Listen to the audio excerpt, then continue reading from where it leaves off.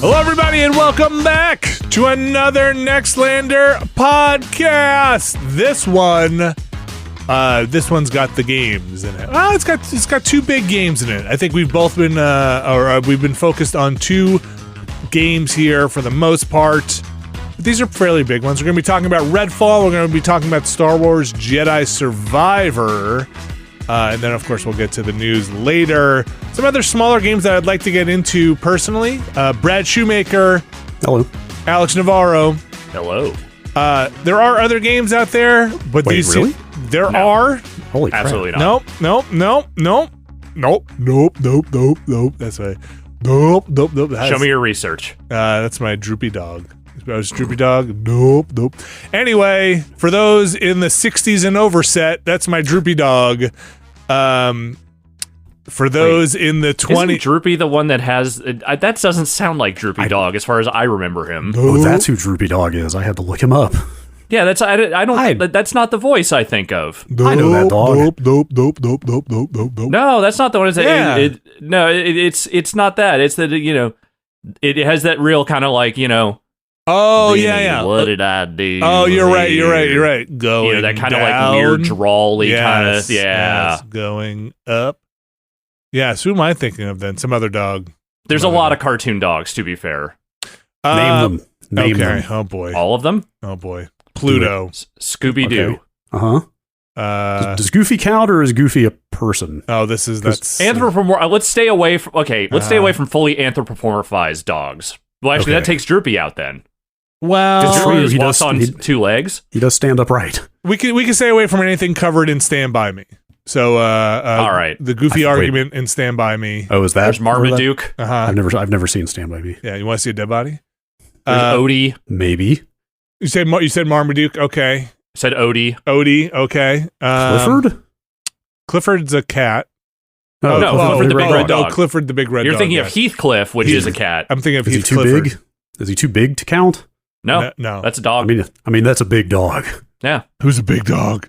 Oh. Kirby. That's who. Kirby's a big dog. Any other dogs? Well, there is also the big dog from the titular Big Dogs brand. Okay. I don't know if that dog has a name, but that is just the big dog to me. We're gonna leave off all of the My Life of Pets or my Secret Life, my pets and pets. There's Pitbull. Okay, the rapper. He's a human cartoon, so that counts. Fair. The big dog, Pitbull. I'll have to figure out who my nope. Oh, you know what? I think I'm thinking of the vultures. Remember the vultures from Looney Tunes with the Yes. Yeah. Nope. Okay. Nope. Yes, Yeah. the dumb vultures. 100%. I Okay. do remember the dumb vultures. Great. Now let's talk about cartoon vultures. No. Wait. How did I forget that they made a live-action Clifford the Big Red Dog movie? I know how you forgot. Because no one saw it. Dog is the size of a house. Yes, Clifford's a big dog. It's a big dog. And they made best dog movies. Beethoven, Oh, God. Turner and Hooch, Yeah, that's a dog movie. Tango and Cash. No. Marmaduke, there was a Marmaduke movie, right? I know, I reviewed it. It's fucking awful. Oh, okay, good. Beethoven second. There were at least 2 or 3 Beethoven movies. Okay. Sequels don't count. That's Charles Grodin, right? Yes. Okay. Regrettably, yes. I mean, not regrettably for him. I'm sure that he cashed some good checks on those, but... More dog movies than cat movies. Definitely. Yeah, I'd say so. Old Yeller? Oh, boy. Yeah. That is a dog movie. Where the Red Fern Grows? Mm-hmm. Did they ever make a movie of that? I'm sure they did. There probably is, from like the 60s or something. Okay. Lady and the Tramp? Yeah, There you go. that'll count as a dog. All dogs go to heaven? Yes, they do. They certainly do. Great. We've covered No dog has ever experienced original sin. All dogs are baptized. Mhm. Everybody knows this. They are blameless in the eyes of God. Okay. People probably get their pets baptized, right? Not normal people. I bet there are pet baptisms to save this. There's got to be. If there's not, you guys want to go into business together? No. What happens if you baptize your dog and then the dog passes and then you clone the dog? Ooh, the dog soul is gone. That's a different dog soul. Well, maybe the soul comes back into the dog. Or do you get a dog back that has experienced like a form of ego death? Like there's just no personality there. It's just sort of like living and just sort of coasting through because the soul has gone. I saw that movie. It was Pet Sematary. Oh, okay. How about the... Sometimes dead's better. What, is it Flatliners? What's the... There's no dogs in Flatliners as far as I know, just Kevin Bacon. All right, I'm gonna close here with The Adventures of Milo and Otis. Oh, I love that movie. A movie that I loved as a youth until I found out anything at all about how it was made. Don't tell me. Don't tell me either. Wait, you don't know? Oh, stop! Don't go. Don't into tell it. me. Is there like? Are there like? So I have heard there is a story about this movie. I don't want to know it. Is it like Mr.? Is it worse than Mr. Ed stuff? Kinda like. Oh, I don't know what that is. How many dogs and cats died during the making of it? I don't want to know. Yeah, it is. Yeah. Wait, it doesn't have like the little like a tag at the bottom, like the no dogs or cats were harmed during this filming of this movie. No, it does not. Oh no. Oh, numerous allegations of animal cruelty and abuse. Oh, jeez. In the production of that movie. Oh my gosh. Okay. I don't. Thanks for ruining Milo and Otis. I guess Milo and Otis ruined Milo and Otis. Sorry. We're gonna get into the video games here. Oh, let's okay. Hey, all dogs go to heaven. Yes. I'm just want to end on that note. Something Lassie. Something. Lassie, beautiful dog. Flipper, beautiful dolphin. Make more cat movies, I guess. I don't know. Air Bud. Cats are real prima donnas on set. Yeah, you can't deal with the cats. As far as I know, no Air Buds were harmed in the making of that film. There's like I'll tell you what, Air Bud was so popular. You guys probably don't catch wind of this that often, but there are so many talking animal movies and stuff. The Air Bud logo comes up. It's like a production, like an Air Bud joint. Oh, they've made like 20 of those things. Like there are maybe more Air Bud movies than there are Ernest movies. You know what I mean? You know what I mean, Vern? Yeah, I know what you mean. Let's get into the games here. Let's get out of the canines and cats and into out of the felines and canines and into the extended canines. Oh, you know I see what you did there. You know what I'm saying? The teeth. Let's get into the teeth. Vampires. Redfall. Incisors. Incisors.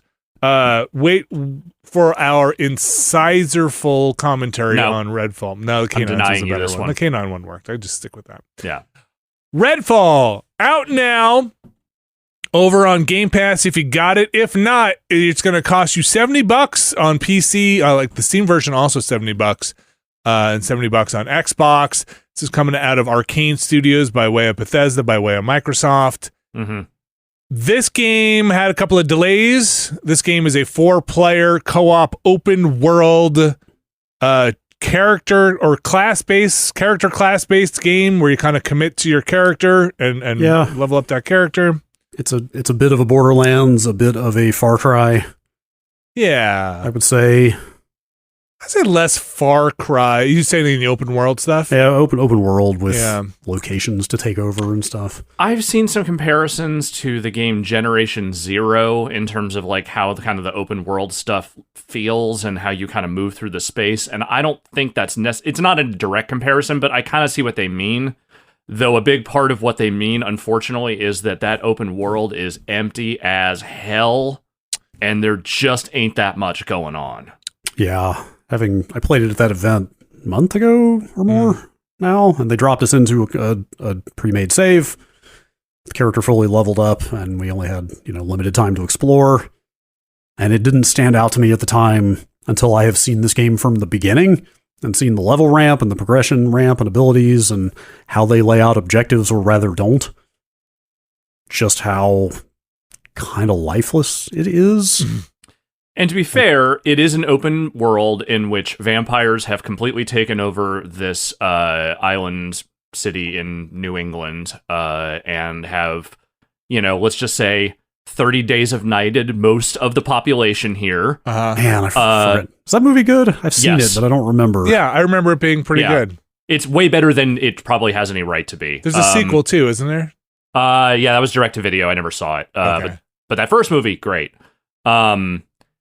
Danny Houston, great vampire. But so, yeah, like even for what is supposed to be a kind of bombed out post-apocalyptic town, it just feels empty. Like even on the enemy side of things, there are just long stretches in that game where you are just walking from place to place and nothing is fucking happening. Yeah, it's a bummer because the conceit is kind of awesome. Like I love the idea of spooky, creepy, always nights, entrapped. Like there's even the vampires apparently also have the power to mold the ocean. Yeah. And they essentially have surrounded the island with this giant wall of water, which kind of looks awesome. Like there's a lot of interesting ideas that could be exploited here, but they just don't do much of anything with it. No. It's so the setup is you're one of 4 characters. You're Jacob, who is kind of I'm not. Who are you guys playing as? I'm playing as Remy, who is I'm playing as the healer. lady with the psychic umbrella shield. That's Layla, right? Yeah. That's Layla, and you're playing as Devinder. Playing Dev, the YouTube influencer. And then there's Jacob, who is kind of looked like the broody sniper. Yeah, he's the stealth character. He can go invisible.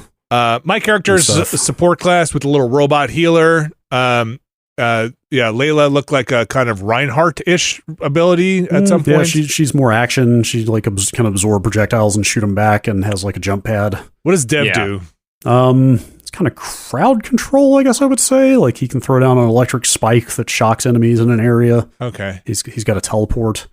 So you pick up one of these characters. We've each played the single player so far. I assume you all started on a ferry that was on its way out. And then yes, I can confirm the start of the game is exactly the same because I started a second character, which is how I found out that starting a second character makes you start the entire game over. Yes. Okay. Like your different characters on the same player's save have nothing to do with each other as far as I can tell. You can't I guess it's possible if you go through that whole tutorial intro and pop out into the world and get to the firehouse, maybe they then say, okay, now you can change characters at will on the same save, but it didn't look like that.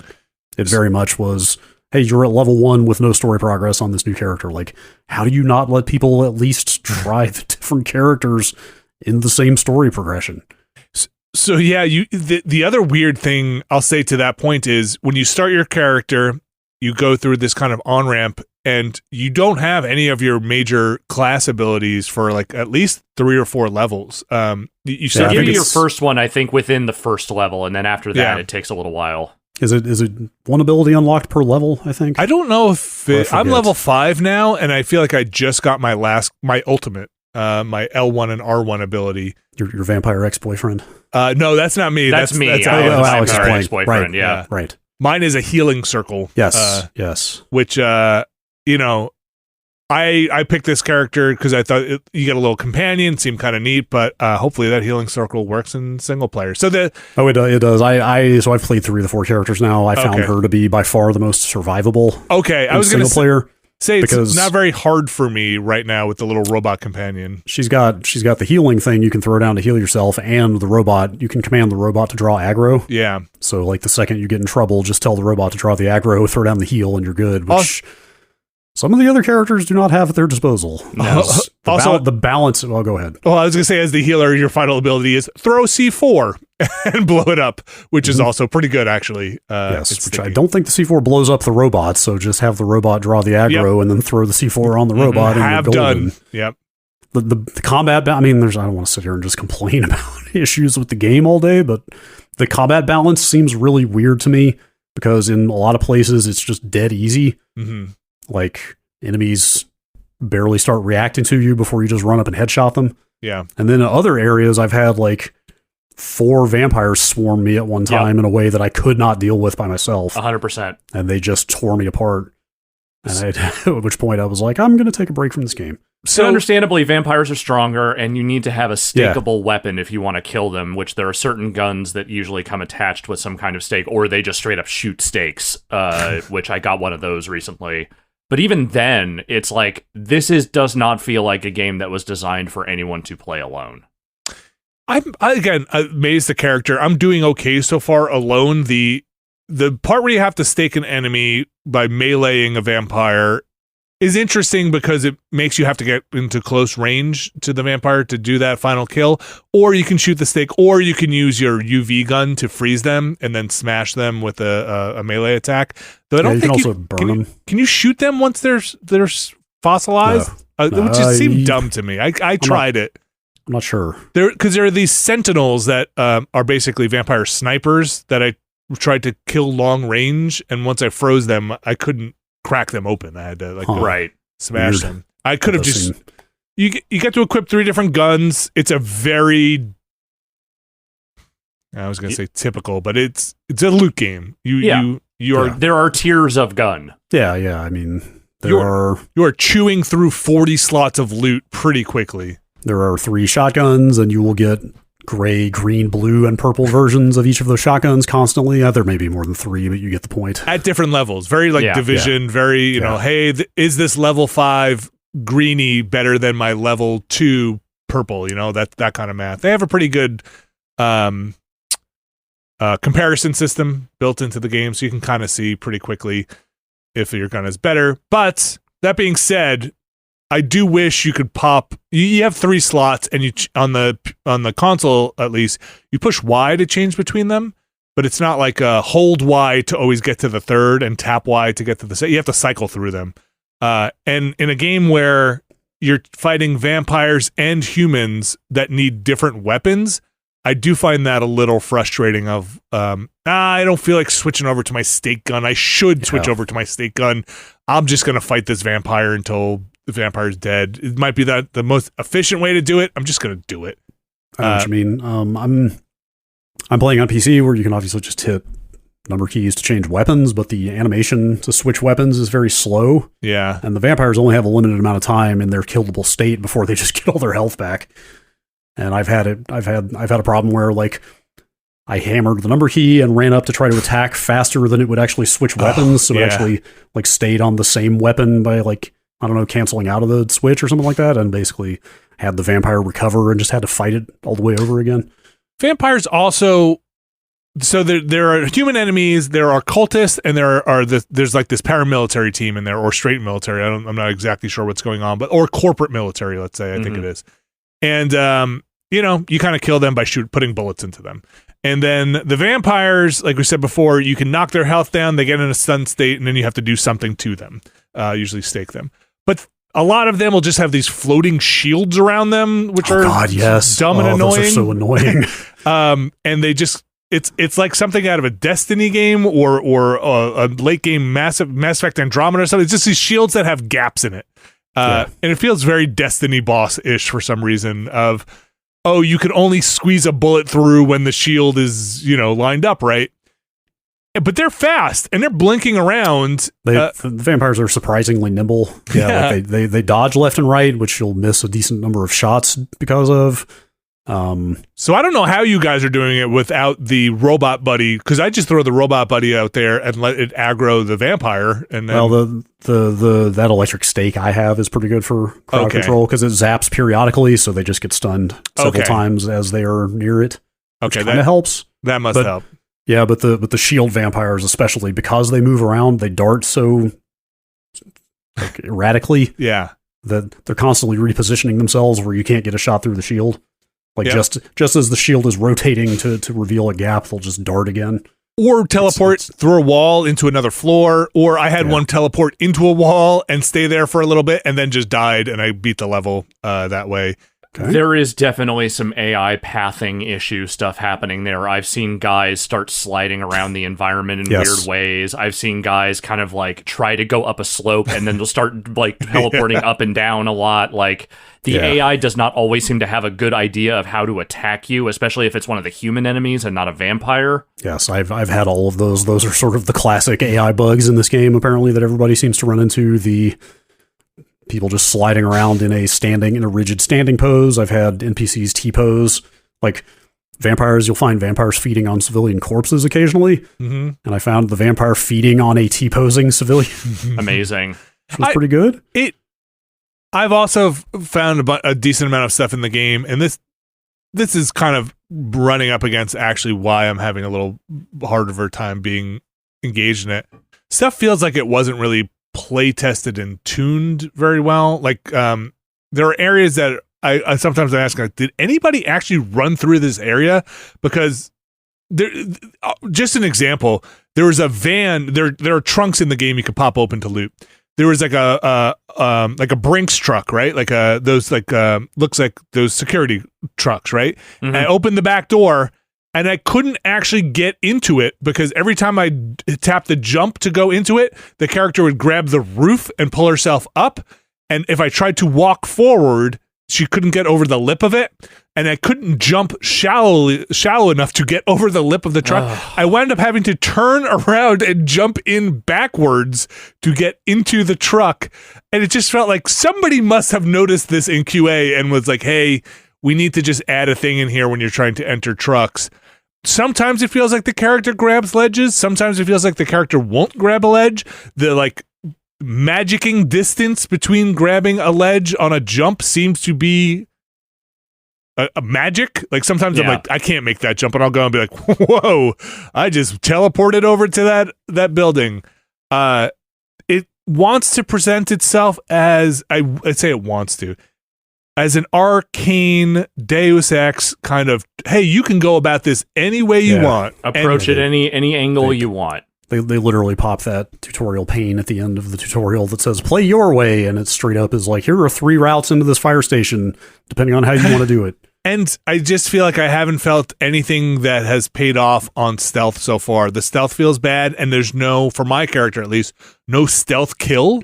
So you can get into that firehouse. So there are, but have you tried it? It's the melee. So it is is there no prompt? No, there's no prompts. There's no nothing. You literally melee. I mean, this is partially because this has become an internet meme. This is one of the videos going around of people going like, what is this game? So I'm making a little more of it than I probably should. But yes, there is no stealth kill prompt. There's no custom stealth kill animation. But if you just melee somebody from behind while they are not looking at you, they will die in one hit. So I did melee somebody from behind, and I thought they did, because I tried that too. I was like, maybe it's just a hit, but I was crouched. Maybe I hit him in the legs or something. I don't know. So there are certain enemies I found, and maybe it is an angle thing, but there have been certain enemies where I punched a guy who did not know I was there, and then like he just went to half health. Yeah. Huh. Interesting. Yeah. Okay. I don't know how consistent it is, and especially I think it's only on human enemies. I don't know if you've. Yeah, it doesn't work on vampires. It wasn't a vampire. But all the human enemies I've snuck up behind and meleeed when they were not alerted, they just went down, just dropped like a sack of potatoes. It's like, it's weird in that, and like, so you'd think in a stealth game you'd have a tool to, there's just puddles of gasoline everywhere, and maybe that's what they want me to do, is just light everything on fire constantly. Yeah, because vampires will also burn to death without you having to stake them. Yeah, there'll be it's just a weird thing, man. There'll just be puddles. First of all, I was like, when I encountered them, I was like, what is this? They don't tutorialize that well. Like, it's just, you see it, and you're like, what is this? Rainbow water? And then most of them puddles will just have stacks of batteries next to them. So you just shoot the batteries or something, and they'll light up. And most of the time I do it accidentally, and like a car just ignites and blows up. That being said, okay, that's a lot of negative stuff. What's your positive? Because I haven't found mine yet. Like, I don't hate it. It's just middling. It's very like I think it's worse than middling. You do? Okay. Yeah, because here's the thing. It's not even just the technical stuff, which, like, you know, you can patch that stuff eventually. It can be fixed. This feels like a failure of direction and design to me. Like, there is just something missing from the core conceit of what they are doing here that makes everything you're doing in it just feel kind of flavorless and without any real satisfaction. Like, when you do get into a good combat scenario, the shooting's not that great. It's, you know, like, when you get swarmed by vampires, that's no fucking fun. Yeah. You know, when you take one on at a time, there's like a little bit of a good dance you can do there. But, like, the actual shooting doesn't feel great. The combat abilities don't feel like they're actually that interesting from what I've seen. I mean, sometimes they work well in terms of, like, getting you through an encounter quickly, but it's not, like, fun. You know, like, there's a fun... Not to get into Game Pro territory here, but there is a fun factor that is just altogether missing. And I think a big part of that is it just doesn't feel like the world design has enough in it to sustain the structure that they have built for it. Yeah, I pretty much agree with everything you just said. I think the shooting is fine. I don't really have a problem with the feel of the guns, but other than that, I like everything I'm right there on all that stuff. There's something, like I said, lifeless about like NPCs have very little dialogue. Like I don't know if you run around the firehouse. And their faces barely animate when they're talking to you. Yeah, they have like one line or something, and then there's like talk to you later. But like literally all NPCs in that home base, even the named ones who are supposedly kind of the story characters, like if they have a line of dialogue, they'll say it, and then after that, and sometimes they don't even have one line. The response is always sigh. Like they just go, and the subtitle says sigh, and I'm like, oh, this is a little meta here, actually. Like where is the life in these characters? You know, there's not that much to find out in the world. I mean, there are locations. I don't know if you've been poking around. Like I haven't actually made a lot of story progress because I tend to, when I get out in an open world, just roam and look for stuff. Like there are. You know, it's like, here's a TV repair place you can break into and find some stuff. And there's a safe house you can unlock, safe houses where you can pick up some more missions and stuff. But like, none of those locations that I've gotten into really have a lot of payoff. Like, they're just pretty bland environments where you go in and like maybe find some loot and maybe a couple of audio, or not even audio, but like text diaries or whatever. They have the like locks of hair. Yeah, the grave locks, I think they are. That seems like it's building to some kind of story reveal. But like, there's just like, you know, like Alex said, like just large stretches of the world that are completely empty. Also, the world feels really static because like I'll clear a gas station of cultists who are the human enemies, just random people with guns, not vampires. Like I cleared a gas station, ran 200 feet west to like check something else out, ran right back up the same road. Gas station had already been repopulated with both the same cultist enemies and all the same loot I had just picked up. Yes. Like I was just like, what is the meaning or value of any of this stuff when it all just comes right back the second you turn your back on it? There was, I think, because they didn't tutorialize it yet, but there's a set of vampire teeth on a house, which I guess was a vampire nest. I'm not sure what that is.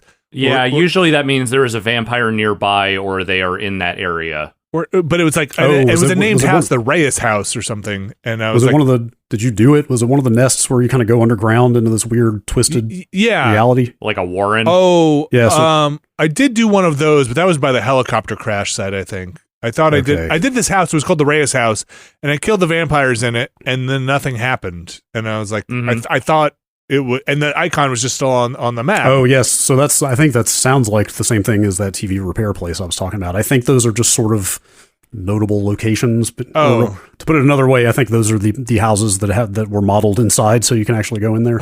Okay. It's almost like what was the zombie game we played and we streamed that had the base building and the State of Decay 2? Yeah, it was almost like State of Decay 2 style, where it's just like, but it wants to have a narrative. Like, it wants to have a narrative, but it's like you might as well just be running up on these nameless things that feel like they should be procedurally generated, but it wants this bigger narrative where there are named vampires that you go up against, like Siphon, and you're just like, okay, I just killed Siphon. Like, what happened? Is that cool? Did I do a good thing? I have no idea. That's just kind of the second tier vampire. The Siphons suck your health is their special thing. So like, that's not it's just like, none of it is communicated. Yeah. Or like there was one in a movie theater that's like, oh, this is a new type, and put like a cloud around me. And I thought these were like named vampires. I didn't know they were like classes of vampires. Yeah, no, you'll run into more of those Siphons. I don't. Do the shield ones have a name too? I didn't notice. I think those just say vampire. They may not, but like it's all kind of part and parcel with the stuff I was saying about like the NPCs not having much to say. Like, it doesn't explain all that much about the enemies or the way you get the powers or why you have these powers or even the mission structure or how you get missions or why you know what I mean? It's like at some point they're just like, go back to the firehouse to get your next mission, and you show up there and nobody says a word to you. You just have to notice that, the icon is pointing me upstairs to this mission board. Like that's where you get your main objectives come from, this like board of missions that nobody actually comments on in the game at all. And it's just weirdly thin. It's weird, yeah. And I think the thing that makes it so jarring is that, and look, I don't want to ascribe too much to pre-release marketing here, but they really sold this game as a whimsical, sort of like personality-driven, goofy take on this kind of game, and it just feels like maybe 10% of that actually made it into the final game. Yeah, if you remember when I came out of that event, I was like, oh, this feels like it's kind of in this almost Ghostbusters, Beetlejuice vein. Yeah. I mean, maybe now that I'm playing the full version, it's like maybe a little more sinister than those. Or the vampires have a certain sinister aura to them, but like they also just feel like they are kind of a generic type after a while. Right. But like it has this kind of vibe of wanting to be that cartoon scary style of thing that those movies are. And I was like, oh, that seems like a cool vibe. Like, yeah, I could get into a weird Massachusetts Island theme park of spooky shit, but then they just kind of don't do it. Like, it's just sort of not there. Like, if you told me this was Extreme Vampire Busters, I would say, great, yeah, that's fine. That's a fun, goofy take on, you know, a very well-worn version of a video game enemy and, like, you know, in a setting. Like, let's mess around with that. But it just feels like either they didn't have it, or what they wanted to do just did not work, and they had to scramble to find something else to create a completed game. And that's where this is the thing that really bums me out, is that, look, big studios make bad games all the time. It happens. Not as much these days, because you can't invest in a video game now without putting fucking hundreds of millions of dollars up, and so every investment has to be micromanaged to death. But Arcane has a certain pedigree. Yeah. In the few times when they have branched out to trying other things that aren't just Dishonored, they've generally worked pretty well. And at least had flavor to it, or like style. I cannot think of an Arcane game where I've walked out of it saying, I don't feel anything about the studio that made this. I have no sense of it. It has no sense of itself. It just feels like a skeletal structure of an idea that just never came together. Yeah, like, whatever misgivings people may have about Deathloop, I think, like, Deathloop feels clever and interesting and unique. Yeah, like, it's got an interesting hook. Like, I kind of like that repetitious, roguelike-ish sort of feel to it, blended with a first-person, an Arcane-style game. It's got a fair amount of personality, you know? It's like... Totally. The two principal characters have a lot of good banter back and forth and stuff. There's at least some life to that thing, and some interesting ideas in there. Like, I just am not feeling any of that here, and it's crazy. I actually went and downloaded Prey 2017, which was the studio's last game. I might start playing Prey. I've got this new PC here. Prey's good. By all accounts. I played a good 8 hours of it on the PS4 when it came out, and thought it was kind of awesome, and sort of want to play it again just to kind of give this studio its due somehow. Mm-hmm. It's like, people love Prey, you know? Like, that game was really well executed and interesting. I have no idea how much stock to put in this. Like, you see scuttlebutt going around on Twitter of like, oh, the Dishonored games maybe not as successful as the corporate parent would have liked. Like, maybe the management felt they were not mainstream enough. Like, maybe this is why you see Arcane trying these more mainstream game ideas, because the thing they're actually good at has not hit in the way that management wanted it to. I don't know. I don't have much stock to put in that stuff, but this isn't that, you know, like, yes, they are operating in a space where there are games like this that are certainly very successful, but it just feels like it's not those games, you know? And I don't know whether that's just because it's a team that wasn't experienced in making something like this, or if it's because literally they just didn't have good ideas from the outset. But like, it doesn't feel a victim of them trying to genericize it into something more successful. It feels a victim of there just not being enough there from the get-go.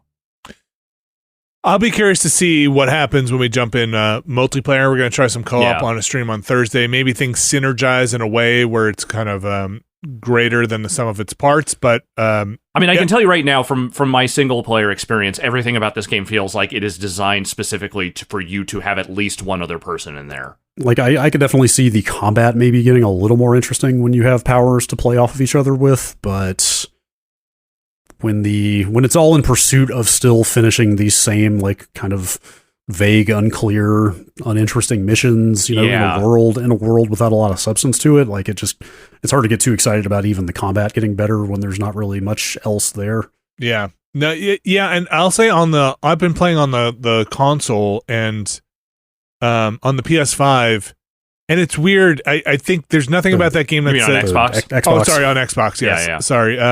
On Xbox, exclusive here. Let me just and there's nothing about that game that to me is like, why isn't this running at 60? Like it doesn't look good enough to really explain away that stuff. Like, I don't think it looks terrible. It's got that cartoony style where you can get away with lower sort of technical complexity with art style. Like, I think it looks fine. But yeah, it kind of... I'm saying that to preface what I'm about to say, which is it kind of looks like a last-gen game. Yeah.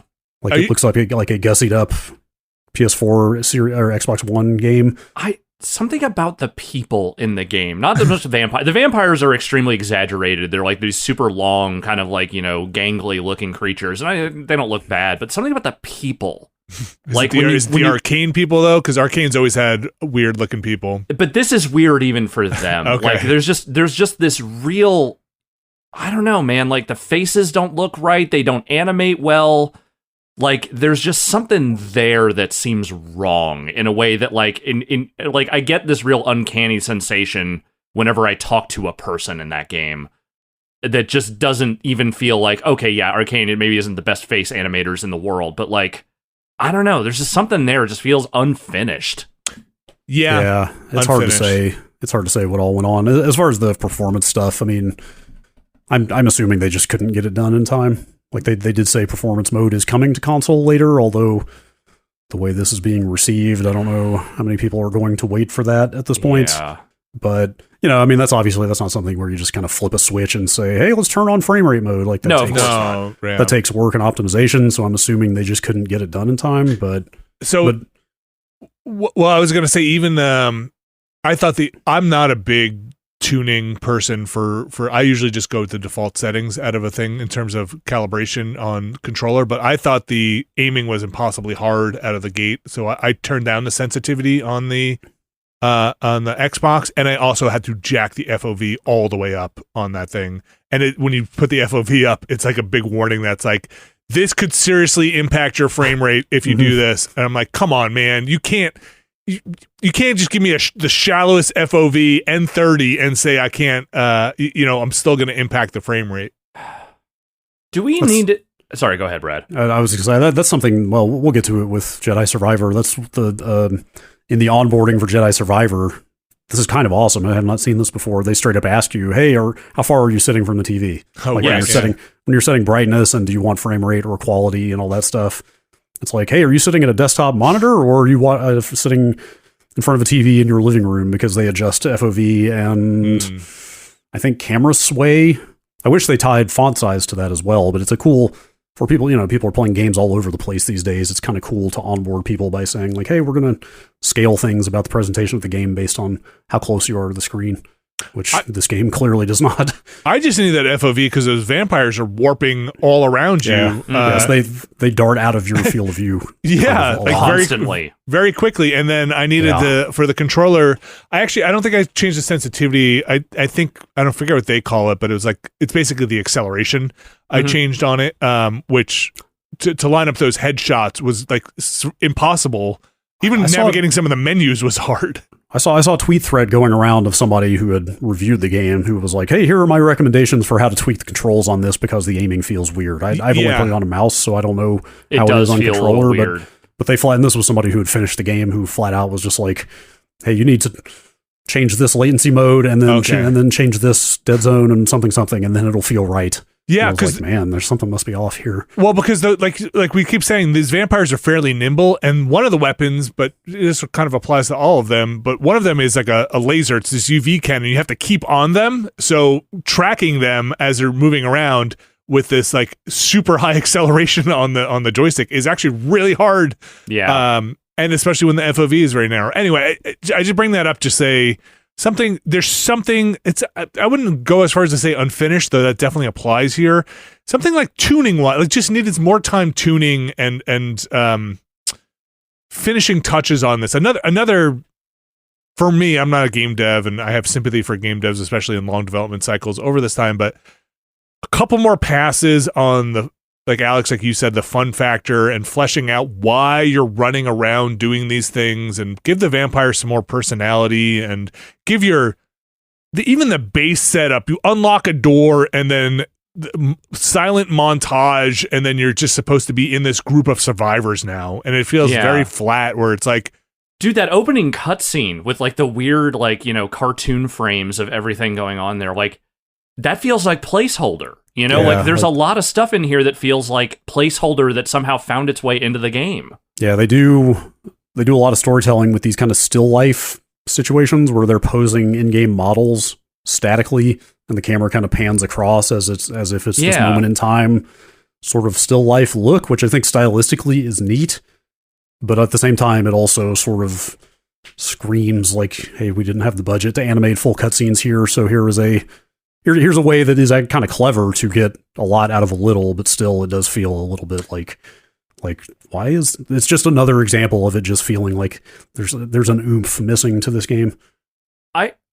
Do we need to have a conversation about what's going on with Microsoft's internal development at this point? I mean, maybe we save that conversation to see how Starfield pans out, but like, look, it's not that they've had nothing. Psychonauts, big success. Like, if not financially, then at least critically.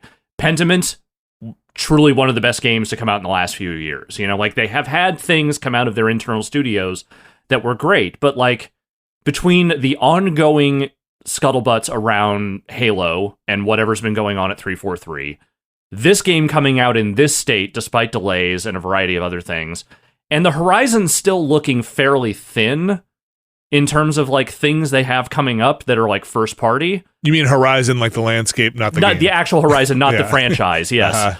Like, is there something going on there that is necessitating or just causing these things to come out in the way they are and to have these problems? I don't know, man.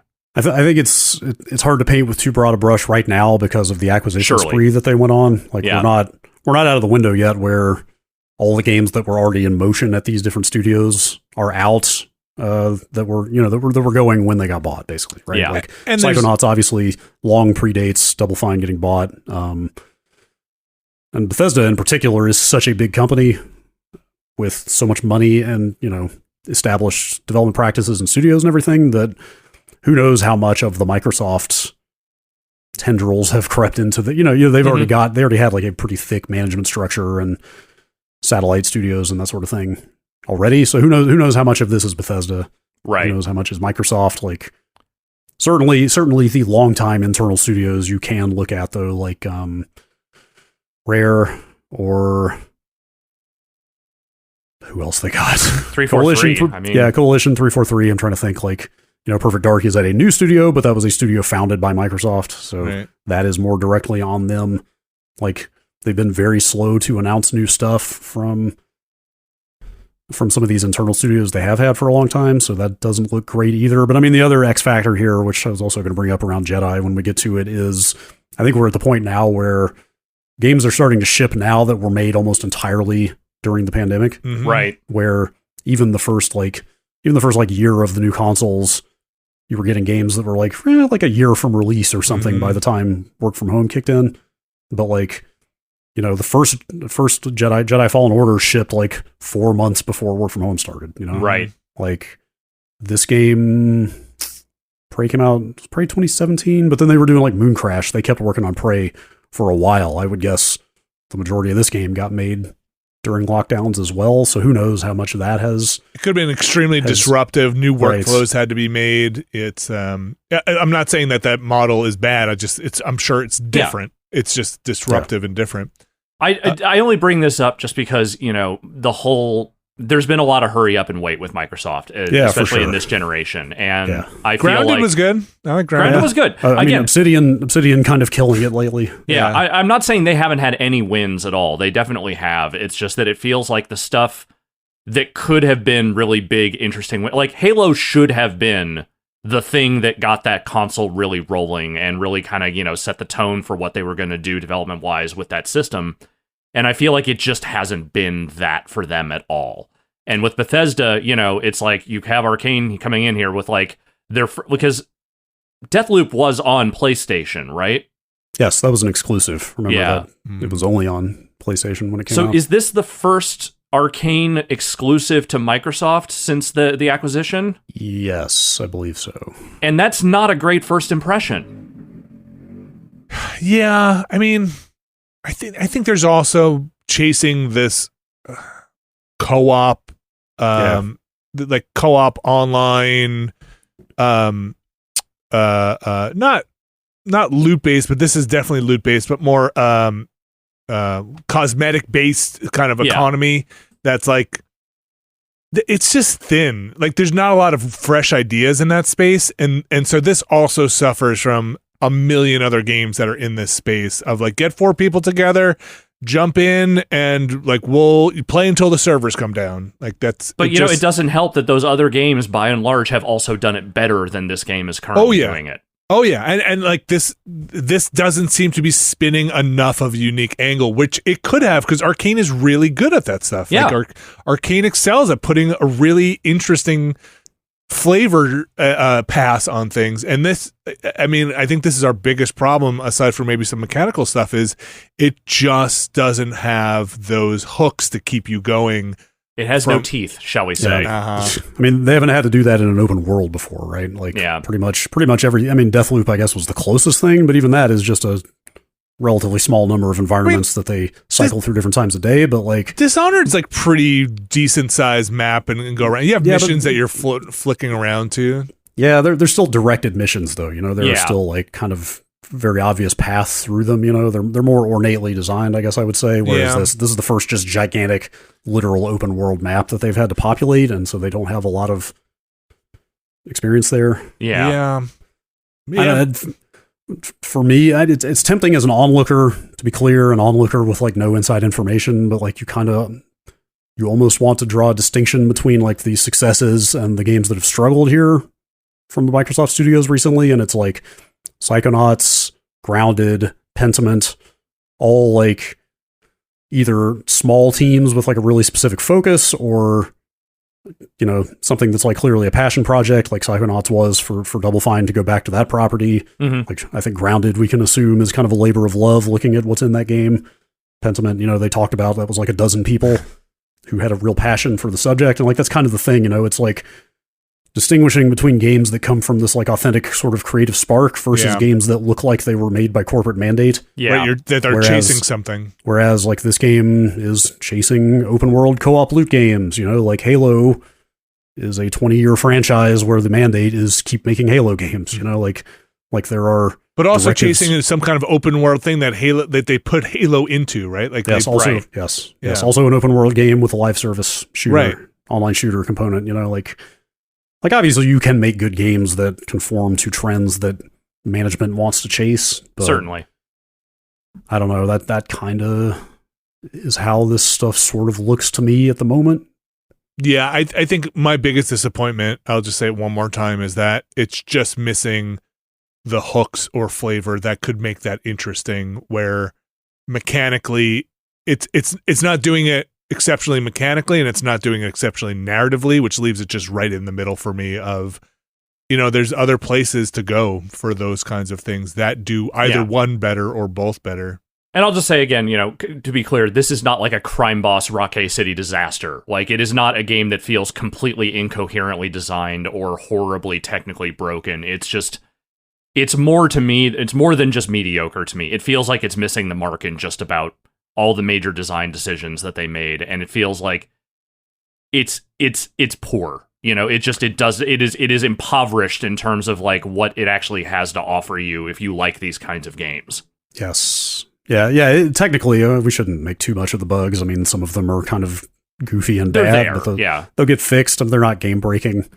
But yeah, it's at the end of the day, even if they fix every performance and bug related thing they could here, the end product, a perfectly polished version of this game, is still not much more interesting than what we've got now. Yeah. So far, I'm going to go a little further in it. Like I said, we're going to play some co-op, and we'll see if anything changes. But yeah, it's a weird. It's flat. It just feels flat. So that's for sure. It's disappointing.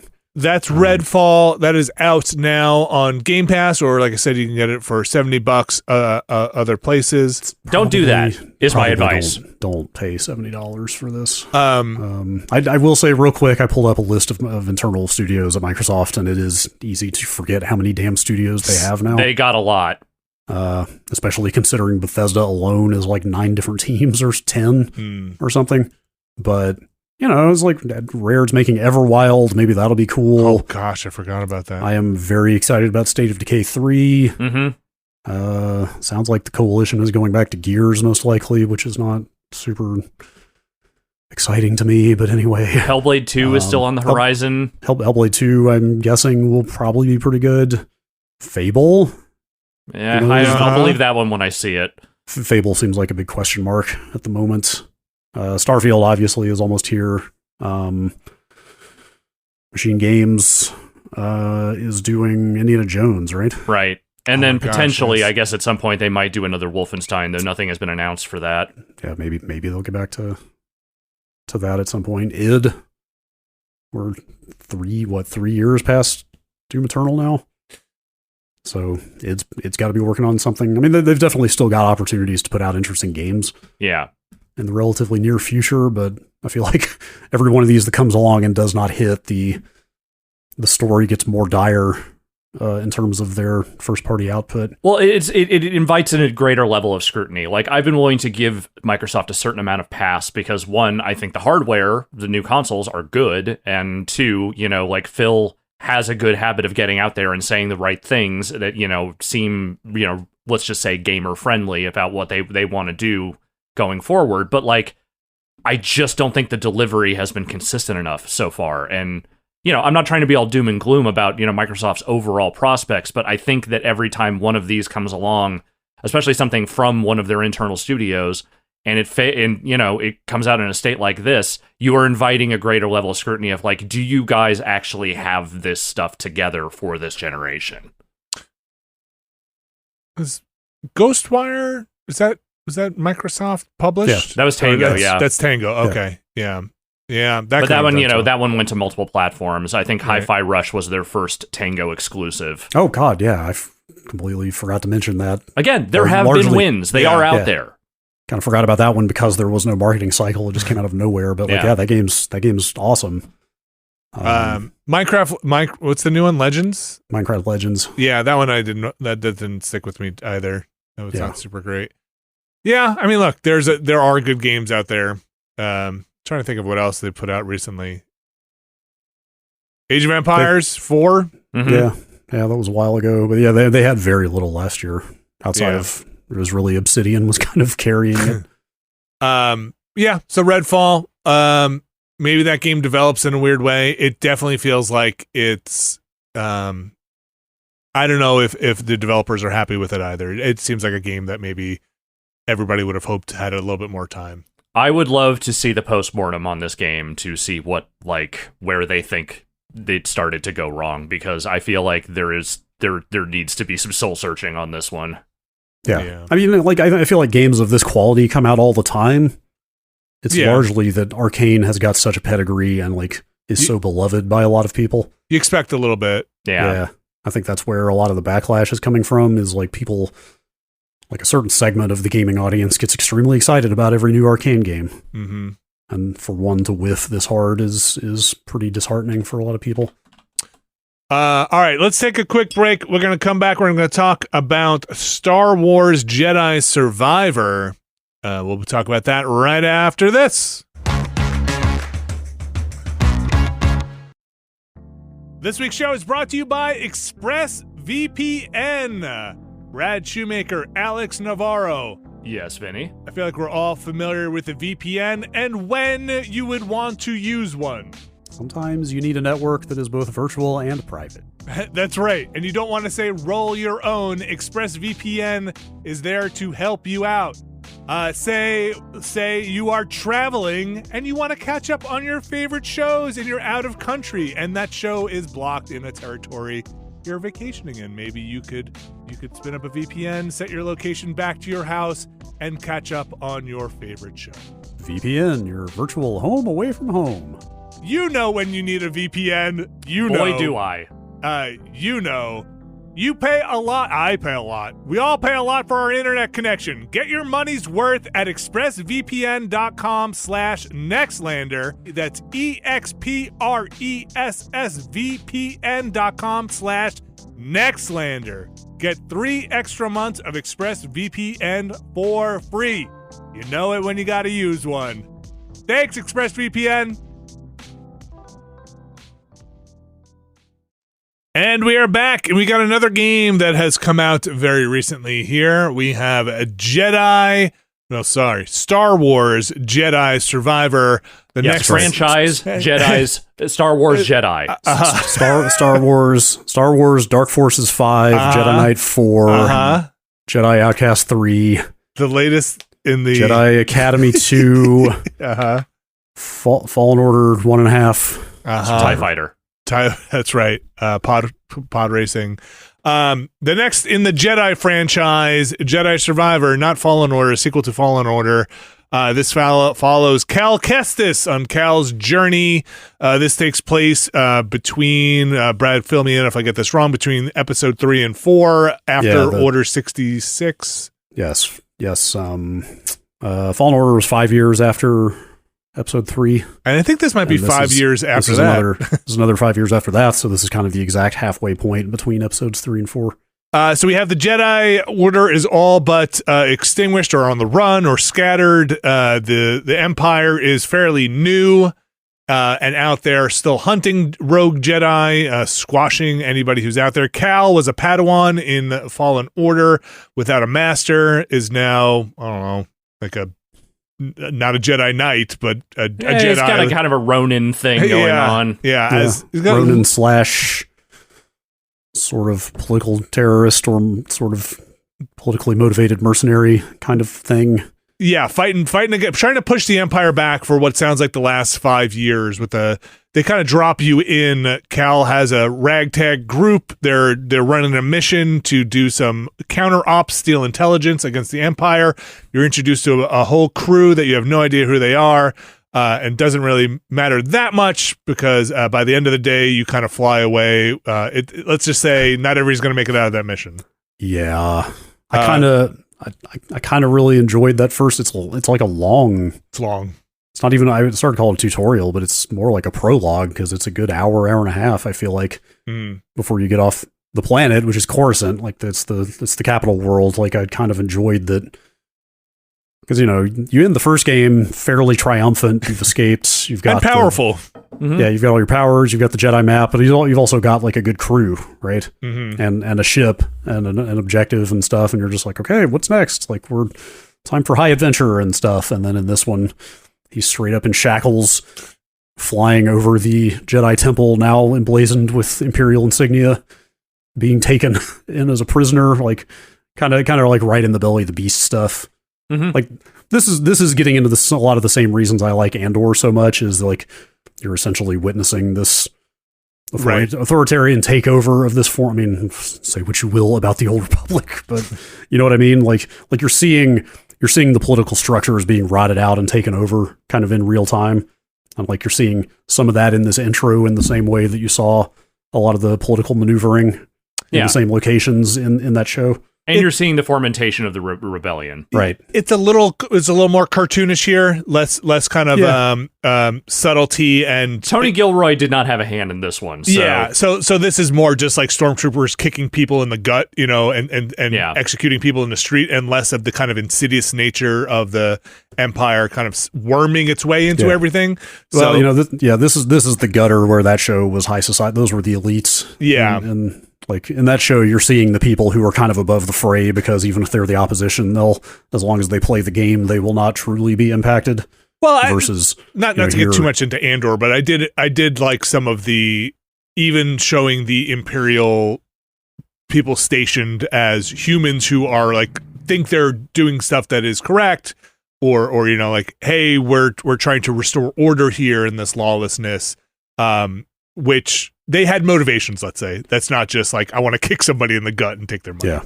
And anyway, the thing I was going to say about that crew, though, that you start, because you're here kind of doing a job, ultimately. Yeah. And when most of that crew showed up, I was just like, I had a weird vibe or weird feeling about them. Both in that a lot of them just felt like 2D cutouts of characters. Like there was just kind of nothing much there. Uh-huh. I was just like, man, has the writing kind of taken a dive here? Uh-huh. And like even some of the character animation on those characters was a little jank. Yeah. Although I feel like that might be true of even the main character here a little more so than it was last time. But anyway, all that said, it was like, oh, okay. Once that mission goes as sideways as it does, you realize, oh, basically almost none of these characters are actually let's just say real players in this game. Without spoiling anything, some are going to make it, some are not. And then like, okay, they were disposable to begin with. And so you kind of make it. You wind up kind of off world on the run. You need to get your ship repaired. You don't have anybody from your original crew with you in the beginning, but you do go try to meet up with to get your ship repaired. A member of your old crew, which lands you on your first big planet. And when I say big, it's you can situate there. If you're going to go off and explore, buckle up because you can really. I've spent hours now. I don't know how many, and I'm still 50% on that planet. Talking about Kobo? Yep. My understanding is that it's a little bit of a different structure than the first game. The first game was like there were a bunch of planets that you hop between, but each one of them felt fairly equivalent in like size and complexity. My understanding is that Kobo is your hub. Like, I definitely have a base on there. There's more of a hub and spoke structure to this game, it sounds like, from looking at what happens later than the first game, which there wasn't. The only home base really was your ship in the first game. Whereas this one, like, that's kind of a planet. Point being, I'm guessing there are not any other planets as big as that. So if that's to be believed. I just put the controller down where I was ready to go off planet again, and I stopped because I'm 50% explored on this planet. And I was like, there are definitely some areas I want to go back to. By the time I got to that story beat where I was ready to go off planet again, I had unlocked a couple of other things that's like, I can go explore more. There's more I can get here. I'm enjoying myself generally throughout this game, but I am finding myself not thrust along very much. The propellant on it seems a little light. I'm not enjoying Cal as much as I did in the first game. I'm finding him a little, he had a lot. The character of Cal was really fertile ground in the first game for like, you have this Padawan who's kind of full of anger, and it's like it's very right in the Star Wars wheelhouse, right? Yeah. This is a more seasoned Cal who is now realize that the Empire is more expansive than even they had thought. They have more of the galaxy under their control. What are the stakes here? What are we gonna do? And you do reach some story stuff, and once you kind of get the story moving, it's like, here's what we're gonna do. And it didn't really hook me. Like the bigger A plot is like, is this what we're doing? Okay. Yeah. Like kind of all the main characters in that first game had that same hook, It's like not just him, but like Seer, the Deborah Wilson character, Trilla, the main villain. Like it was like every character was affected by the events of the Purge and the Empire taking the transition. Over, and like everybody was traumatized and fucked up in different ways, and like let's just spend this whole game exploring how each one of them was fucked up or committed bad actions, mistakes, et cetera, et cetera. Like there was a through line kind of to basically all the character writing in that first game. Even Marin, the Night Sister, who's not a Jedi, but like her society was also super fucked up by the Empire and everything that happened. Like everybody's got grievance and trauma and stuff in that game, and like it all comes together really well at the end. And I could see once you're past all that and you've kind of resolved that arc. I'm not as far in as you are here, but I could see it. It would be hard to follow that, with something else once that's all resolved. It's what's also happening is that first world is so huge that I'm also doing a story beat and then spending hours just exploring and getting a new beard. Like it's very cosmetic heavy. Like you are just picking up lightsaber parts, beards, shirts, pants, pieces for BD, your robot companion, and fewer like story or even tapestry for the world, right? Like you'll get echoes once in a while, but they're so small and they're just like there'll be like a line or two. It's basically like a remembrance from a place, and it'll be like, we can't get in this door, and that's it. And right. So narratively, they do pick up some things, but I'm filling in so much other exploration, and this is on me because I want to go get those things. But it's funny, like Cal is running around this planet just destroying their version of the Wampa and like everything else in his way. to get a new cosmetic beard, a slightly longer beard, and then like he runs into these the Empire on the planet at some point, and there's some like dead animal corpses around. He says something like, the Empire will just destroy anything they're just mowing down anything for no reason. I'm like, dude, you just killed like a whole herd of things just so you can get a new lightsaber hilt. A little bit of dissonance there. The ethical thing to do is to just equip the deluxe edition beard off the bat. and leave those animals be. No animals died in the making of this beard. I think all the beards look terrible so far. I'm saving up for a kind of handlebar mustache. I kind of don't think Cal is really a character that invites, like, hey, we should customize the shit out of this guy. Maybe that is like a response to everyone just thinking he was kind of generic looking in the first game. I don't know, but it doesn't seem necessary. Did they do clothes in the first game? I think they did. Definitely customizable lightsabers were huge in the first game. Yeah, I think there were some clothes, if I remember correctly. If you could change outfits or not. But this is a lot of okay, so there's clothing customization, there's facial hair, there's hairstyle customization. You can then change the colors of all those clothes.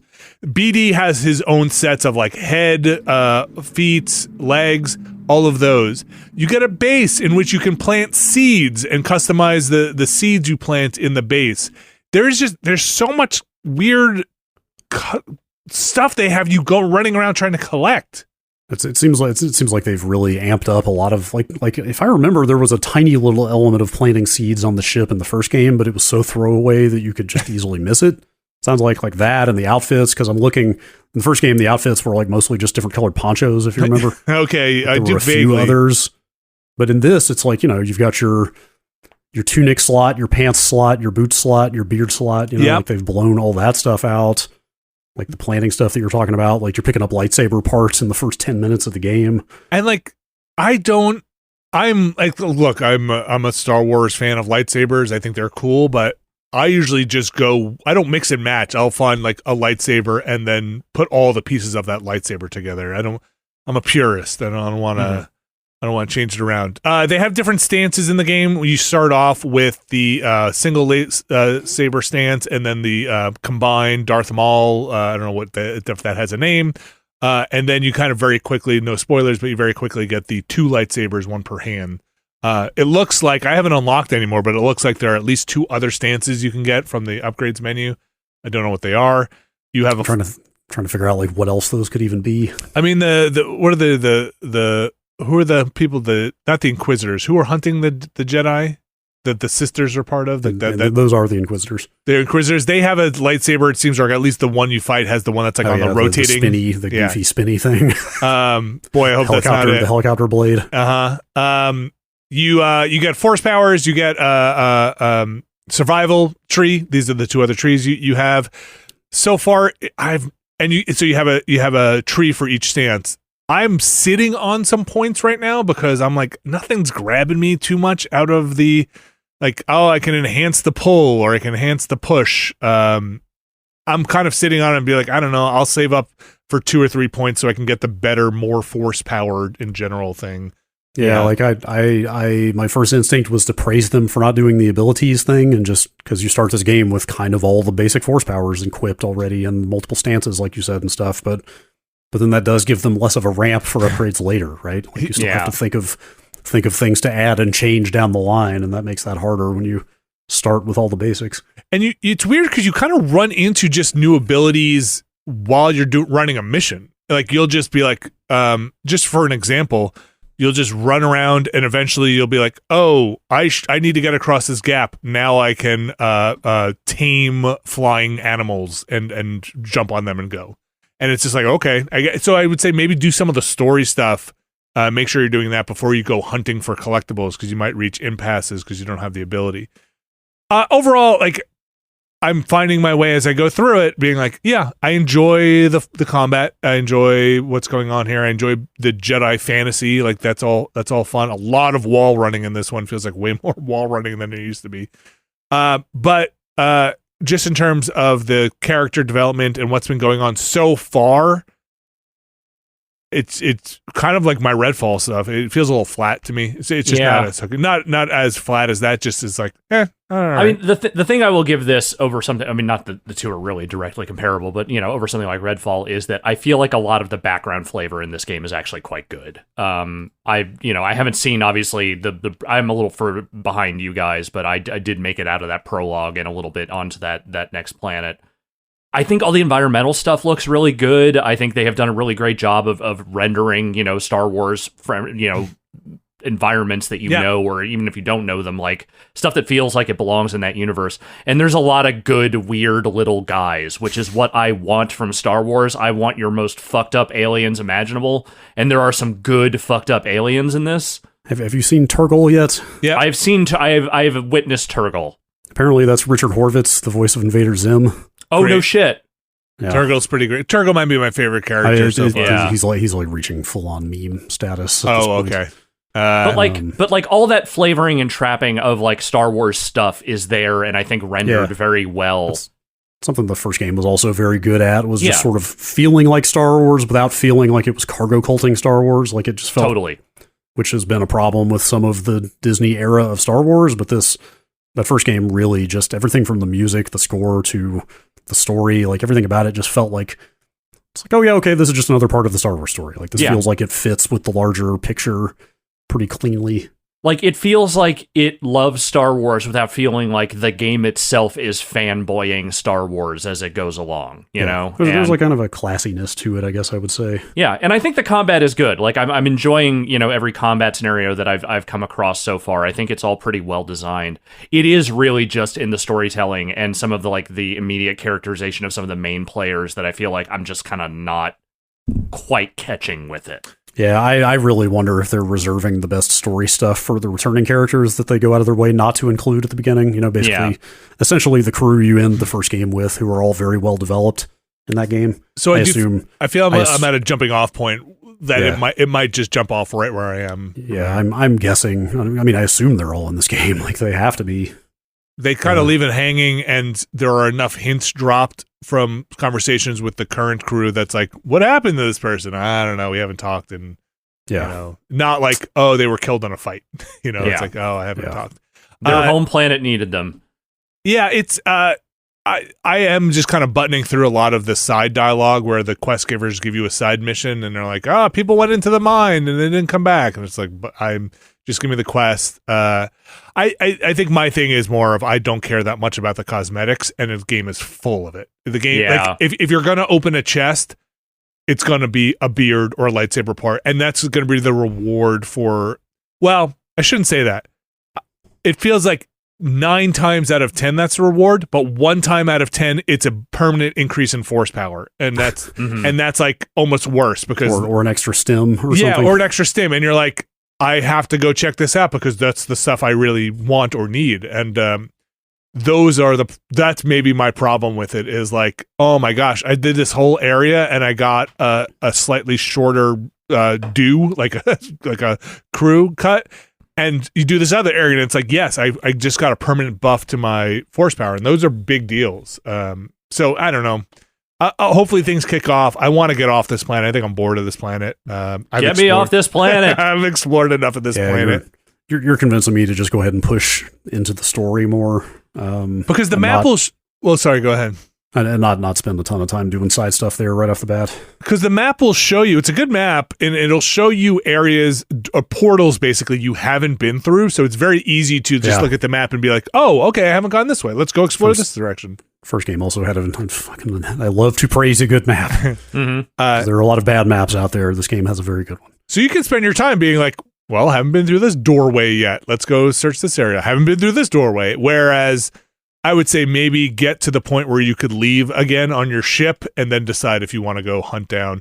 That being said, I don't know if because I have gotten the Force upgrade powers and a lot of skill points, the combat hasn't been extremely challenging so far. No, it's like the boss, like that first boss encounter isn't terrible. Like you have to think a little harder than you do other stuff, but I managed to get through it without dying. It's the parry timing is shockingly generous, at least on the normal difficulty.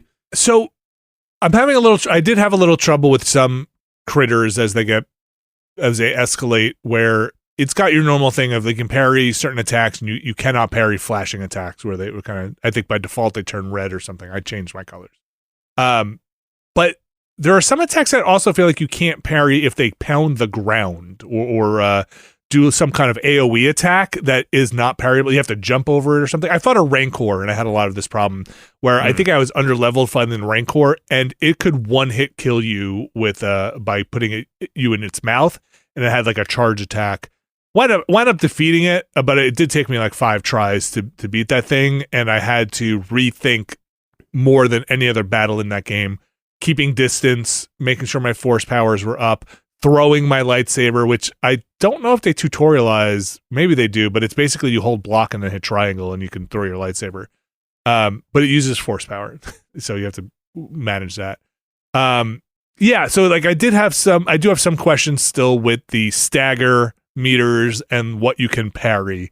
And breaking, what I don't know what they call it. Do they call it stagger or stamina? Or I don't think they ever put a name on it. Okay, just kind of breaking guard, breaking their guard to kind of stun a character. It's a game where you get the enemy down to a bigger enemy down to let's say 10% health, and you usually get the finishing blow. Like you don't have to get them all the way down. But yeah, it's fun. It's like I said, I like a good Star Wars fantasy game, like fulfillment game, like wish fulfillment game, and this is it. Like I like anything where I can be a Jedi and do dumb powers. I like Force Unleashed, all of them. Like this is right up my alley. So I'm enjoying it. I just wish there was a little more oomph in the story because I really liked that first game. I'm looking forward to playing through the rest of it because I liked that first game so much. It is a shame that this game has also launched in a very rough state like the first one did, to the point that I kind of want to give it a little more time. PC is having the worst of it, right? Yeah, it seems like the PC is in the worst shape. It is a historically bad PC port in a year of bad PC ports. It's kind of the standout so far. Even the PS5 version, though, in performance runs pretty shitty. I haven't seen very much. Like, I am playing on PS5. I've seen some significant frame rate dips here and there, but that's been about it. It is wildly inconsistent is the problem. It just dips quite a bit. But the one thing I was going to bring in here that I'm guessing you guys are not seeing because you have newer TVs is it's got a ton of vertical tearing in it. I have seen a little bit of that. Have you really? Oh, yeah. So the TV I have in here is not as fancy as the one I have in my living room, and playing in here, I have actually noticed a little of that. Yeah, because if you have a variable refresh TV, you won't see that because that's exactly what that eliminates. But I don't think mine is variable refresh. Your OLED should be. The OLED I think is. It may not be on though. I don't know because you still have to like turn it on in the PS5 settings and stuff. Interesting. Okay, I can take a look.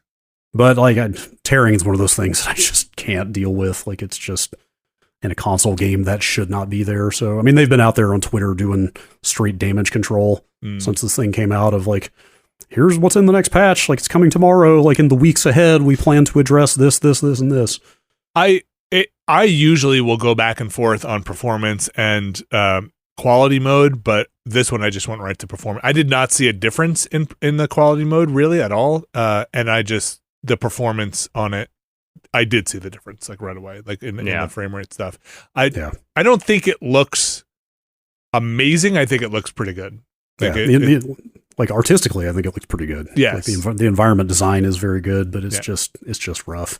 I would like to see this run on my PC when it's all well and good. Like I bet this could look amazing. I think there is some nice stuff that could be done with HDR. Let's say on the lightsaber stuff, there's some nice stuff that could be done if they ever got it to a point with casting light. Let's say from your lightsaber, there are a lot of dark spaces where you have a glowing lightsaber that could look really cool. Yes, that meat pit. What is it? Undercity Meats. Oh, yes. Undercity Meats is like one of the foulest company names I've heard in some time. It is something I can continue with. Jedi Survivor here. This is available on PS5 and Xbox Series X and S, and also on the PC, though it sounds like if you're going on the PC, know what you're getting into. Tread carefully. Yeah. Sounds like they're working on it. Yeah. Okay. Yeah, hopefully this will shape up over time, but kind of tempted to just go back and finish RE4 and give this one 2 or 3 weeks. I'm gonna keep going. Like I said, I'm at the jumping off point. It's very unlike me to leave a planet 50%, with stuff on it. But like I said, I think it's intended for you to come back. Like you said, there are choke points where you need abilities and stuff. Yeah. I think it's intended for you to keep coming back here and doing more stuff over time. You literally got a home base here, so it's they are definitely like, come back here and trade in your blah for your more blah, and it's like all the stuff I'm trading in is just getting me a ponytail. I don't want a ponytail. I want force powers. Not even supposed to have a ponytail anymore. It's got the little the rat tail. Where's that? Star Wars Jedi Knight, Fallen Survivors, pod racing. Yeah, Survivor, Fallen Order at least has got a little bit of a ring to it. Survivor as a title, when you set the what is now layered branding aside of Star Wars : Jedi : when they announced the name of this game, I was like, Survivor? Really? That doesn't really stand out. That does not stick in the mind very well. Star Wars Jedi Survivor. I downloaded Fallen Order for my son to play. He was watching me play this, and he's like, "Oh, should I play this?" I was like, "You should really play Fallen Order first. This seems like." He's like, "Is it a direct sequel?" I was like, "Definitely a direct sequel." Yeah, but also that game is so strong on its own that.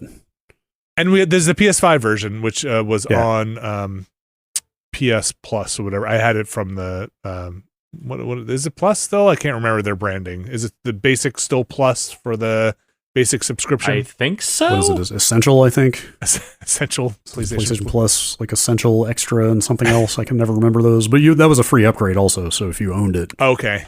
I think I had it on PS4. PC, actually. Oh, okay. Anyway, it's a good game too. That's Star Wars Jedi Survivor, out now.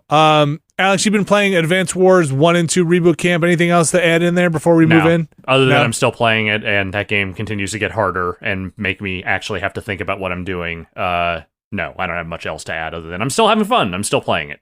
I wanted to jump into Shadows of Doubt. Is that the name of it? And that, yes, I also downloaded that. Sorry. I was just going to say, I want to play more Jedi and Redfall than I had anticipated. Yeah, I've weirdly kept plugging away at Redfall despite not having a ton of fun with it. I also downloaded Shadows of Doubt. I didn't realize that was early access, though. Yeah, it was just a demo that came out earlier. I'm curious to see what you think of it. It seemed fun. And that Benedict Fox game I still want to get into, though I did see some people saying it's a little clunky here and there, but I'm still curious to see it. But those are the other games that we did not play. Yes, not yet. We're going to take another quick break here. We'll be right back. Ooh, we're going to get to that's the break alarm. If you didn't hear, if that doesn't come through, they're beeping out there. They're beeping. We're going to come back with the news, so stick around. We'll be right back. And we are back, and it is time for the news. Now we got some video games that are coming out. We talked about some video games that are coming out. One big one that is coming out very soon here is The Legend of Zelda Tears of the Kingdom. I always want to hesitate and make sure I'm not going to say I was waiting tears. For you to slip up on that one again. Next week. Next week. Nintendo, very excited to have this exclusive Switch release in the hands of the fans. One of the running thoughts about why some of these other games seem to be maybe shipping before they're ready. That's right. Is people trying to get out of the way of Zelda. Get out of the way. The fans, or at least some fans, very excited to have this game in their hands. Maybe a little too excited. Brad Shoemaker, what is going on with the... Why am I seeing, watch out, spoilers on the internet for this game? It leaked. Zelda leaked, man. Oh, Tears boy. of the Kingdom has out leaked. there. People are playing it now. Spoilers abound on the internet. Footage abounds on the internet. I woke up Monday morning to a link on a Discord I was on of somebody linking to a kick.com stream of this fucking game. Dang, man. It's out there and people are emulating it. It seems like some people got their hands on retail physical copies. I don't Whether pirate. I don't pirate Switch games, but I am literally staring at a torrent right now of fucking Tears of the Kingdom. It is populated to all the places where it probably should not be. I mean, I shouldn't be surprised at all. I started to say, like, I'm kind of shocked how fast this propagated, but of course it did. It's freaking the new Zelda. Like, Right. Because reading about this leak reminded me that, like, oh, like a couple of the recent Pokemon games have also leaked ahead of time because, like, Switch security is just hopelessly compromised at this point, at least for retail games. I mean, physical games, I should say. Like, emulation is very good at this point. Is it? Okay. And Yes. and given the kind of aging state of the Switch hardware, which we'll touch on again in a minute, the next story, not shocking that between all those factors, people are just rabid to get their hands on this game and play it on a personal computer. But still, just the brazenness with which people are passing around streams and screenshots and information about what's in there down to the last detail, kind of crazy. So I'm in the boat of look, it's hard to be in these circles and avoid everything, but I'm looking forward to the exploration and discovery in this game. So I have tried my best. So sympathies out there for people who are trying to navigate the internet and avoid as much knowledge as possible. We're not going to go into some of the things that have leaked out there, rather just kind of telling you that it is out there and beware. Kotaku actually ran a report of like, here's all the things we've learned from the leak, from watching the leak, and so I actually read that whole thing. We're not, like I said, we're not going to recount. No, yeah, I'm not going to to say anything about it in there. But I mean, again, like people want this game badly. Like, of course, they're flocking to it early, but I cannot help but feel that, again, the Switch being so long in the tooth and so many people kind of being over it at this point probably is making this a lot worse, because there are probably people who have dabbled in Switch emulation who wouldn't have otherwise if they were happy with the experience they're getting on the Switch these days, right? It's funny. It's funny you say that because I don't emulate on Switch or haven't, but I would rather play this game at 60, a solid 100%. 60 and 4K maybe. I don't know, whatever they're doing. That was another crazy part of this experience, is also just how rapidly this stuff progresses. I mean, of course it does. Again, why am I shocked by any of this? But like, I think it was Monday night on a Discord, I saw some people saying like, oh, it's too bad it doesn't run at 60 frames per second. And somebody else being like, oh, well, the nebulous they. Not Nintendo. The shadowy cabal. Like, they're working on a patch for that. Like, the next morning, waking up and seeing those same people talking about people streaming it at 4K 60. Like, it just happened overnight, basically. But again, like, I think there were, like you just said, there were a lot of people who, you know, even planning to buy this game themselves, still probably were thinking to themselves, well, I'm going to play it on a PC even if I pay for it, because that's just so much better at this point. So that really paves the way for them to, once it's out early, say, well, I was going to do that anyway. So yeah, I also have never touched Switch or Wii U emulation. So I don't know what that process entails. I think it's also pretty arduous to dump your own games. I'm not 100% on that. Okay.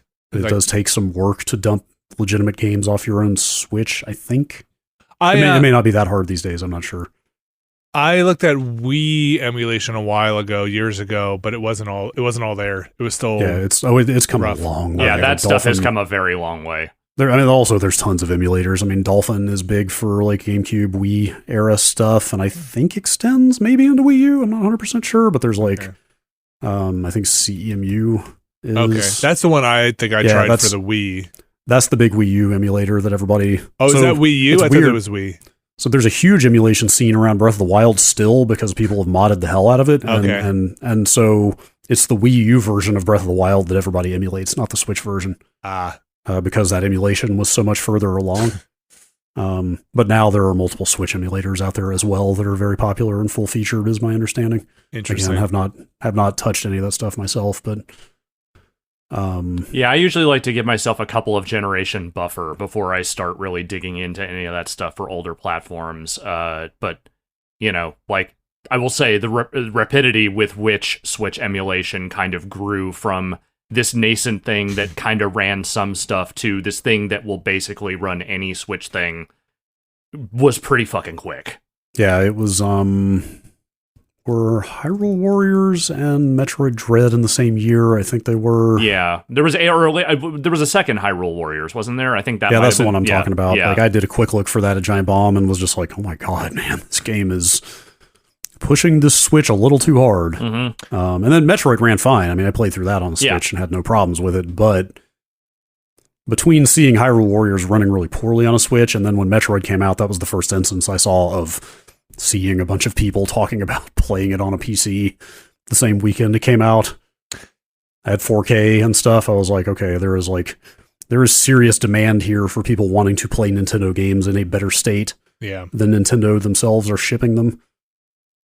Yeah, I bet I agree with you. I bet that is leading to a lot of this passing around because it sounds like you're playing it better than the official version. You're playing it in a better state than the official version, which is like never a position you want to be in as a publisher. Yeah. I mean, to be clear, I'm going to play it on a Switch. Yeah, me too. Like God intends. or like the average consumer experience. Like you want to see what they are actually selling. But you would want to play it on a better, I mean, I 1,000% understand why people want to do this. Yeah. I mean, not the piracy part, but the I want better than what this hardware can provide. These games are good enough to deserve better type mentality. I understand the piracy part. I mean, I'm not going to say I've never pirated anything, but I don't participate in pirating current gen video games because it's the business I work in, and that is just uncouth as far as I'm concerned. Yes. But I also understand why someone would do that. The Nintendo probably not happy. So does this sound like happy? Retailers broke embargo? It's not clear. I know there's at least one instance of a game getting shipped early, but I don't know if that's necessarily the source of where this came from. It could be stuff getting shipped early. I mean, there's always the possibility somebody grabbed copies off a production line, I guess. Who can say how physical copies get out there these days? Because this seems a little earlier than your typical Brook Street date, It's pretty early. Yeah, like shipments usually come in like the week of. Yeah, this is a Friday release, so I would have expected shipments to be showing up like Tuesday, Wednesday next week or something. Yeah, with the big old tape on it that says do not open until doomsday. I don't know. The stuff where it's like there was one sold on eBay is also, speaking of brazenness, people streaming on Twitch and just getting shut down. Yeah. It's just I will say by the time I clicked through to that Kick stream, it was gone too. So even smaller platforms are moderating that stuff pretty heavily. I'm excited to play the retail version of this when it comes out. But yeah, just heads up, if you're on the internet and you're traveling around in gaming circles, well, somebody's going to try and spoil something. That's just the way it goes. So heads up out there. Moving on to other news, Switch related here. Midnight Suns, a game that I think did not sell very well, but was like critically did okay. I'd say solid reviews. Received well, but Take-Two pretty openly threw it under the bus. Yep. In terms of sales performance. And, there were shakeups at Firaxis, and this is the not XCOM like adjacent, let's say, that was a little more card based superhero game with the Marvels. They put out the Marvels, and they put out like 3 expansions so far. So they're continuing to add in content. This game was supposed to come to last gen, PS4 and Xbox One and Switch. It is coming to Xbox One and PS4 and is no longer coming to Switch. They have canceled their Switch plans, kind of unceremoniously. They're putting out another piece of DLC. I don't know if it's their last piece of DLC, but it is their 4th piece of DLC, which is adding, I believe, Storm. It is called, let me find it, Bloodstorm. And they kind of just were like, hey, this is, along with this release of this DLC, this is going to hit PS4 and Xbox One along with all 4 DLCs, XYZ, and then one sentence that said, like, the Switch version is no longer in development. Okay. Also May 11th, May 11th. Right up against Zelda, but... Zelda's not coming to the PS4 and Xbox One. No, it's not. Yeah. I'm not surprised. Yeah, between the poor sales of the first release and the effort that I'm sure it takes to do Switch ports these days, I could definitely see them just thinking, hey, the investment is not worth it. Yeah, maybe the appetite wasn't there. I could see this as a pretty good Switch game. It's got that. Yeah, turn-based and it wasn't like it was graphically challenging, or technically challenging. Let's say not the port, but I'm saying like it wasn't doing anything that would be like, wow, this would be a real achievement to get on a Switch from my point of view. But yeah, like you said, maybe the numbers didn't line up, or maybe 2K was like, we are not putting another dime into this whole thing. So. Well, I mean, especially if they were running into problems at all with that port, like at a certain point, you might just make sense to cut your losses. So yeah, that's Midnight Suns. It's a game I want to go back to. I would like to. I enjoyed my time with it. It didn't grab me fully, but I think their systems were neat. And if you're partial to the Marvel universe, it had a lot of flavor in it. And we've said flavor a lot this podcast. Yeah. I like flavor, okay? So yeah. Catch it on PlayStation 4 and Xbox One on May 11th. And I think that's delayed. It was supposed to come sooner, but I think that is your dates you are getting, May 11th. Happy birthday, Bono? Happy birthday, Bono. Sure. Happy birthday, Bono. Happy birthday, Sure. Jimmy. My friend Jimmy's birthday also. That's how I know Okay. it's Bono's birthday. Sure. I think it's Bono's birthday. Ask me anything about Bono. Another announcement here that I did not realize was going to, maybe this was said somewhere, I don't know, but we have... I think this happened like right before we started this morning.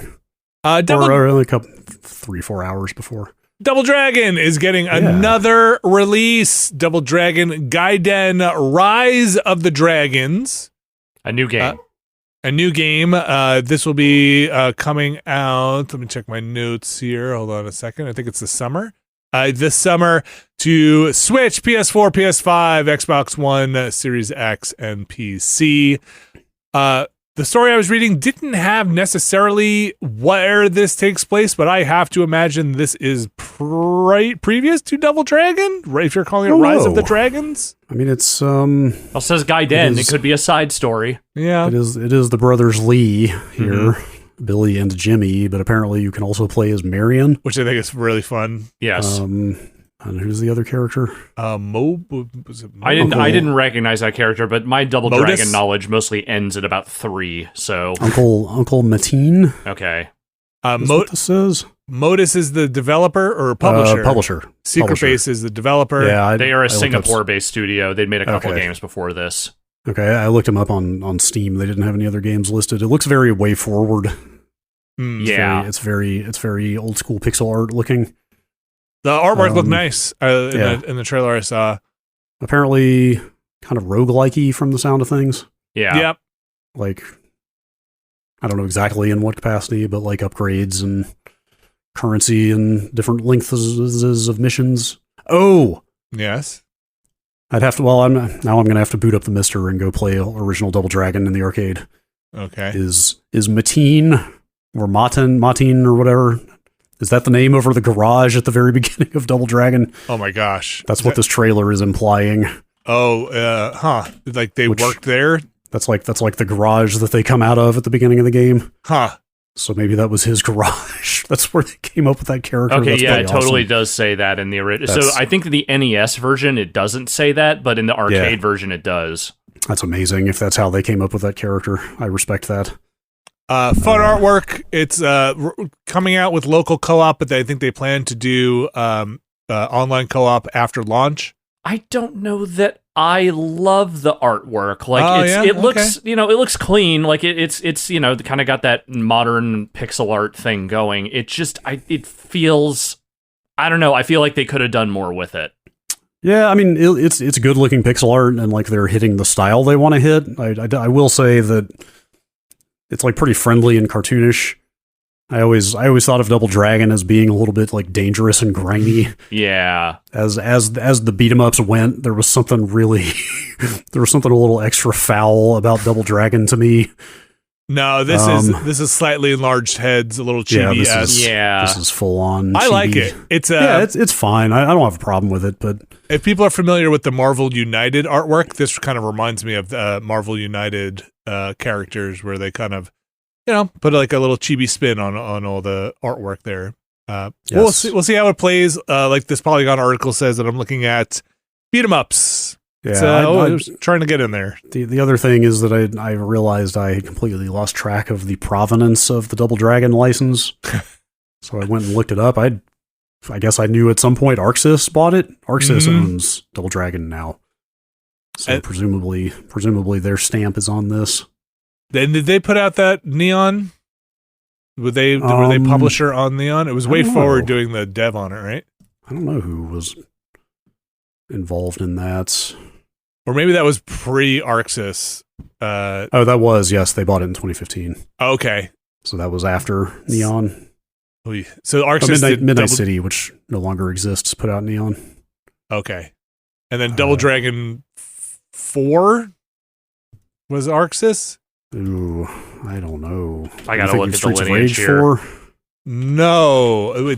Was there a Double Dragon 4? I think there was. There was at some point. I think it came some years after the heyday of Double Dragon. Wow, how did I miss this? 2017. Yeah, I remember this. This is like straight up. I'm looking at it on the Switch. It's $7, and it uses sprites from.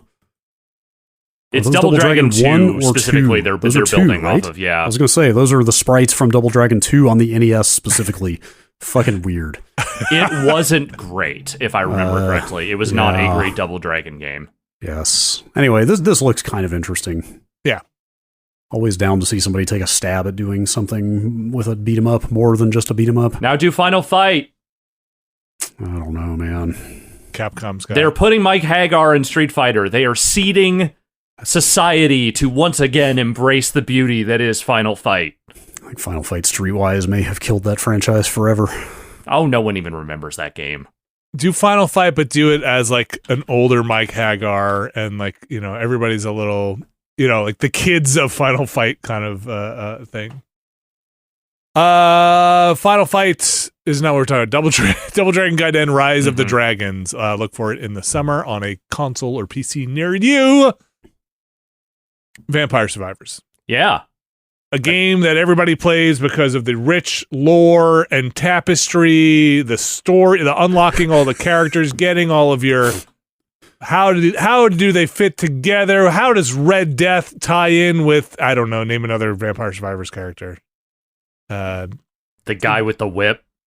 The Belpaese family is a, I don't know. Here, Alex, hang on. I actually have an unlock list of characters because I bookmarked it. We have Toasty. We have Lita, we have Red Death, we have Boone Marabio, Smith 4, yep, Mina Minara, of course, Pepino the Tree, yep, Big Trousers, aka the Merchant. If anything, this is my Wu-Tang clan right here. I think they should turn this into some kind of stronger narrative series, like a TV show or series or something, right, Alex? It would never work. Well, I got news for you. Apparently, they're gonna try and I'm not gonna say it's gonna work. They're trying to make it work. Story Kitchen, which apparently is from John Wick writer-creator Derek Kolstad. They're also adapting Sifu. That's the other thing they're currently working on. Really? Yes, they announced they were doing an adaptation of Sifu back in December. See, that I can see being a pretty easy transition. Yeah, it's literally just a martial arts movie. Yeah, I think the hard part is kind of making it stand out. But, you know, it's got that mechanic where the aging thing could be cool. I love the third paragraph of this Deadline story, which is the one where they try to describe the game to people who are not familiar with the game, but who read Deadline. The first line, the game is set in 2021 in rural Italy. I was like, fucking what? Yeah, right. Yeah. The game has a setting? Like, somebody has actually thought enough to give that game a setting of any kind? It just feels like an asset flip of sprites from old NES games that somebody shoved together into this weird thing that sold a bajillion copies. You know what I mean? Yes. Like, the idea that Vampire Survivors has any story whatsoever is just so bizarre. I mean, it has lore is the thing, and a lot of that is just tied into, like, the stuff you unlock and, you know, the kind of goofy in-jokes that game has, but it does not have a story at all. Well, buckle up. Yeah. I mean, I'll be curious. I mean, look, let me read the rest of this description that's on here. There lived an evil person named Biscante Draculo. whose many evil magics created a bad world filled with famine and suffering. It is now up to the members of the baptize family to end his reign of terror and return good food to the table. What? Sure. Visconti Draculo is pretty good. Is a pretty metal villain name. Here's the thing.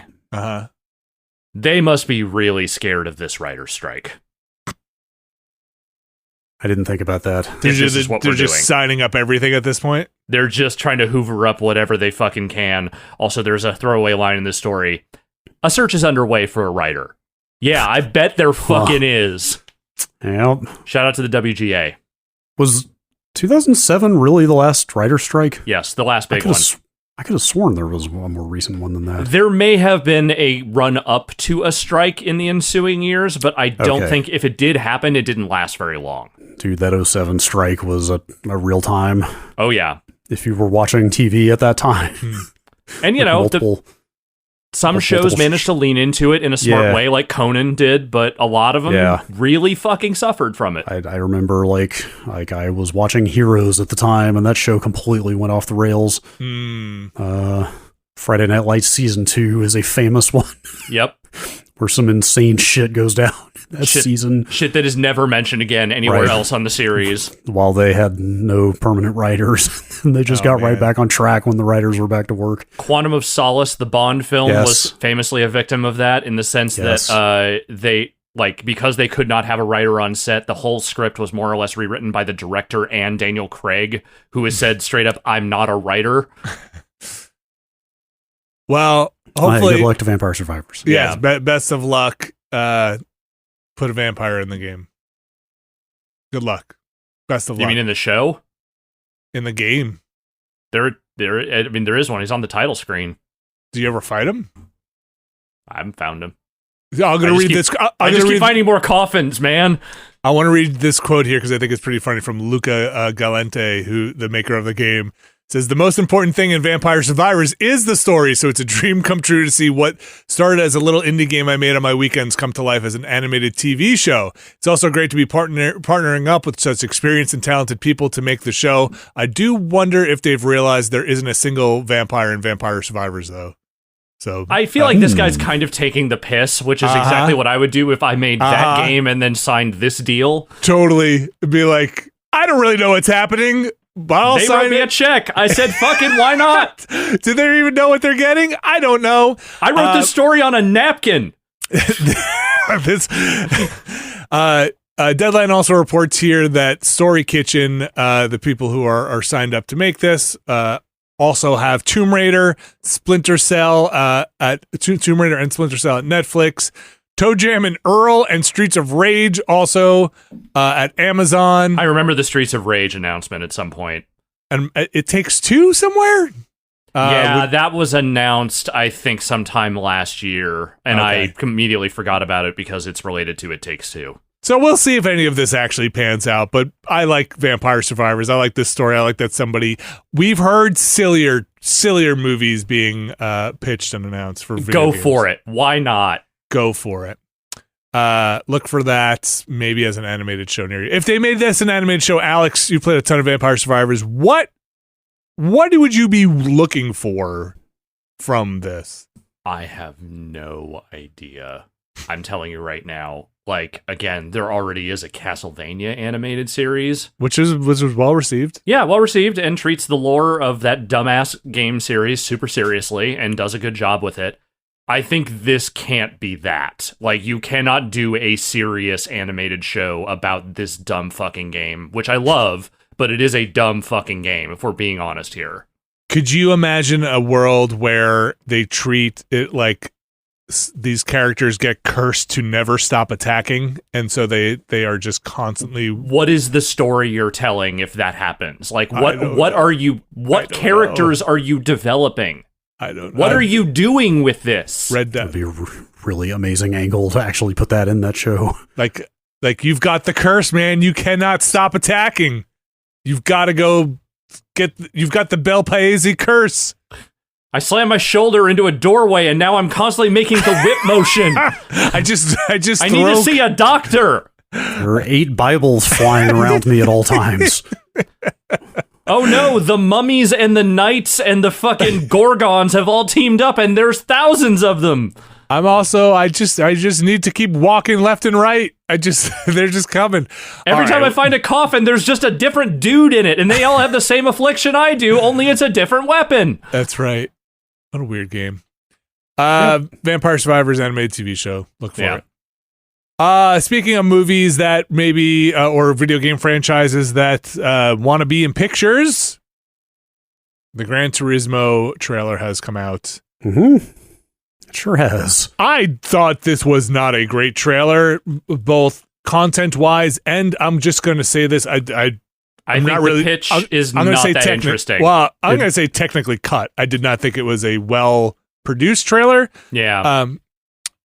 This thing just got crazier and crazier as it went on for me, because it straight up starts with David Harbour doing the well, it's not exactly the same, but kind of a version of the if you fuck up in the game, it's one thing. If you fuck up out there, you die. You die in real life. Yeah. Right. It was close enough to that. As the first line of the trailer, I was like, then... Well, I was just going to say, because of the technical thing, they repeat that line later on in the trailer, which I thought was kind of lame. Then it very quickly becomes apparent that this movie is The Wizard, but for Gran Turismo. Yes, more or less. This is literally like the best Gran Turismo players across the land are assembling to compete for real. But is it not based on a true story, though? So then that was another thing. It pops up and it says based on a true story. I was like, wait, did somebody become a real life race car driver by being good at Gran Turismo? So yes, that is in fact true. Wow. It is. Okay. There was a real life player who I believe went on to become a race driver. Huh. Yeah. All right. Okay. Yeah. This trailer has on the description says based on the true story of Jan Mardenborough. The film is the ultimate wish fulfillment tale of a teenage Gran Turismo player whose gaming skills won a series of Nissan competitions to become an actual professional race car driver. Huh. Well, directed by Neil Blomkamp. Learn something new every day. And then the last part of what was crazy about the trailer is that at some point it then becomes Rocky. Yeah. Because once they've all assembled to compete, now they have to train, and it's just full-on training montage. I don't know about this one. I got to be honest. You got David Harbour. You got kind of a shitty Orlando Bloom out there, like Jaimon Hansu. Yeah, Jerry Halliwell getting work. Orlando Bloom just looks like a kind of like a scumbag, but maybe like a real sleaze. Yeah. But maybe he's all right. I don't know. There's a lot of like, you can't waste your time with video games. Look where we come from, and then. You got the golden ticket. It's going to be 140 degrees in this car. You're going to experience G-forces twice with the astronauts. Yeah. You threw up on my grass. Yeah. I don't know about this one. I don't know. I don't know. Maybe it'll be fun. I mean, look, if it gets a lot because if it is actually based on a true story, that's much better than them making up this ridiculous story. Like, this is a good truth is stranger than fiction thing. Sure. So I'll give it to them, because if this were not based on actual events, which I had never heard of this before, but if there's not based on actual events, I'd be like, this is ridiculous. What are we doing? Mm-hmm. Yeah. Also, I would not want to be in the position of having to come up with a story for a Gran Turismo movie, so yeah. I don't want to knock it too much. Like, this is certainly a valid direction. I think they found a story that does sound like it would translate to cinema, but I don't know if what they are putting forth here looks interesting enough to justify it. Give me an hour and a half of some guy getting into a super nice car, putting in a CD of some jazz, and just driving around the countryside with just helicopter shots while some like jazz plays. And it's just like quiet, and you listen to the engine going. That's the Gran Turismo movie. Let Terrence Malick make the Gran Turismo movie. God, yes. Fucking cars like walking through wheat fields with the mirrors touching the wheat as they go by. Gran Turismo movie. Does this have a release date on it? I think it's this year. August. It says August. Okay. Exclusively in movie theaters in August. Go see it in a movie theater. You're the real hero. based on a true story. Mhm. You think, I don't know, I always ask this question when it comes to these things, but any of this stuff come back into the games? Are they making another Gran Turismo? Is it Dude, announced? that last one just came out like a year yeah. ago. And these things take like 40 years. Yeah. At the pace they go, it'll be a PS6 game. Yeah. The next one. Okay. Yeah. A good thing to base a movie of a game on, sure. I'm with you. That's going to do it for the news. That was the Zelda, Midnight Suns, Double Dragon, Vampire Survivors, and a Gran Turismo. Gran Turismo Vampire Survivors mashup. Let's do it. If you can make Gran Turismo into a movie, Van Turismo? Yes. That's going to do it for the news. Emails. We have an email address. It is called, it is podcast@nextlander.com. I don't know what it's called. That. It is called that. Podcast@nextlander.com. Brad Shoemaker, you got any emails in that old bin of emails that we want to get to this week? Let me take a look. Oh, the old e-bin? The e-bin?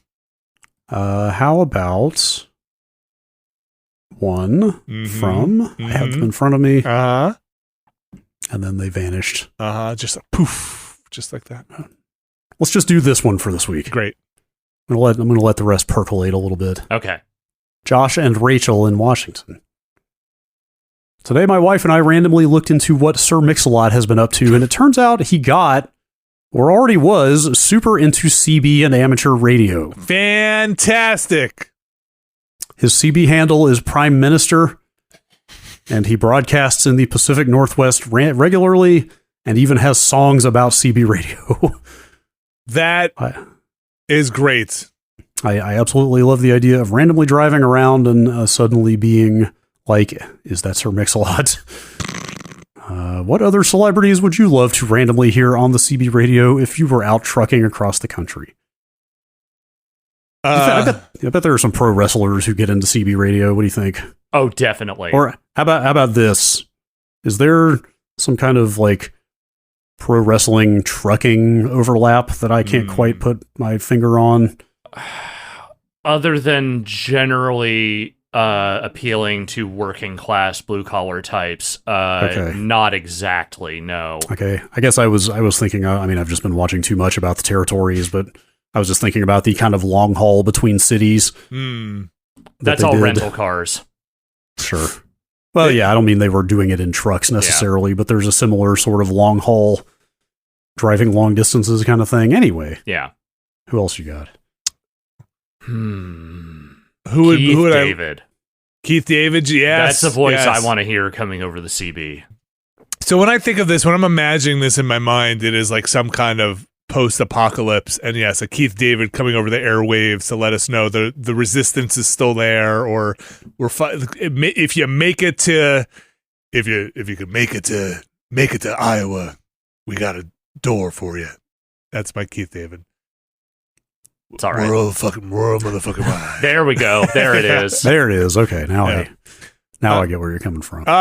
Do we just watch this? So you know what I would like to hear is fucking Ice Cube on the airwaves. Yes. Just angry about something, angry about those zombies, just swearing up a storm. Yeah, I mean, to be fair, Keith David and Ice Cube are two people I just would take the chance to hear talk in any context, really.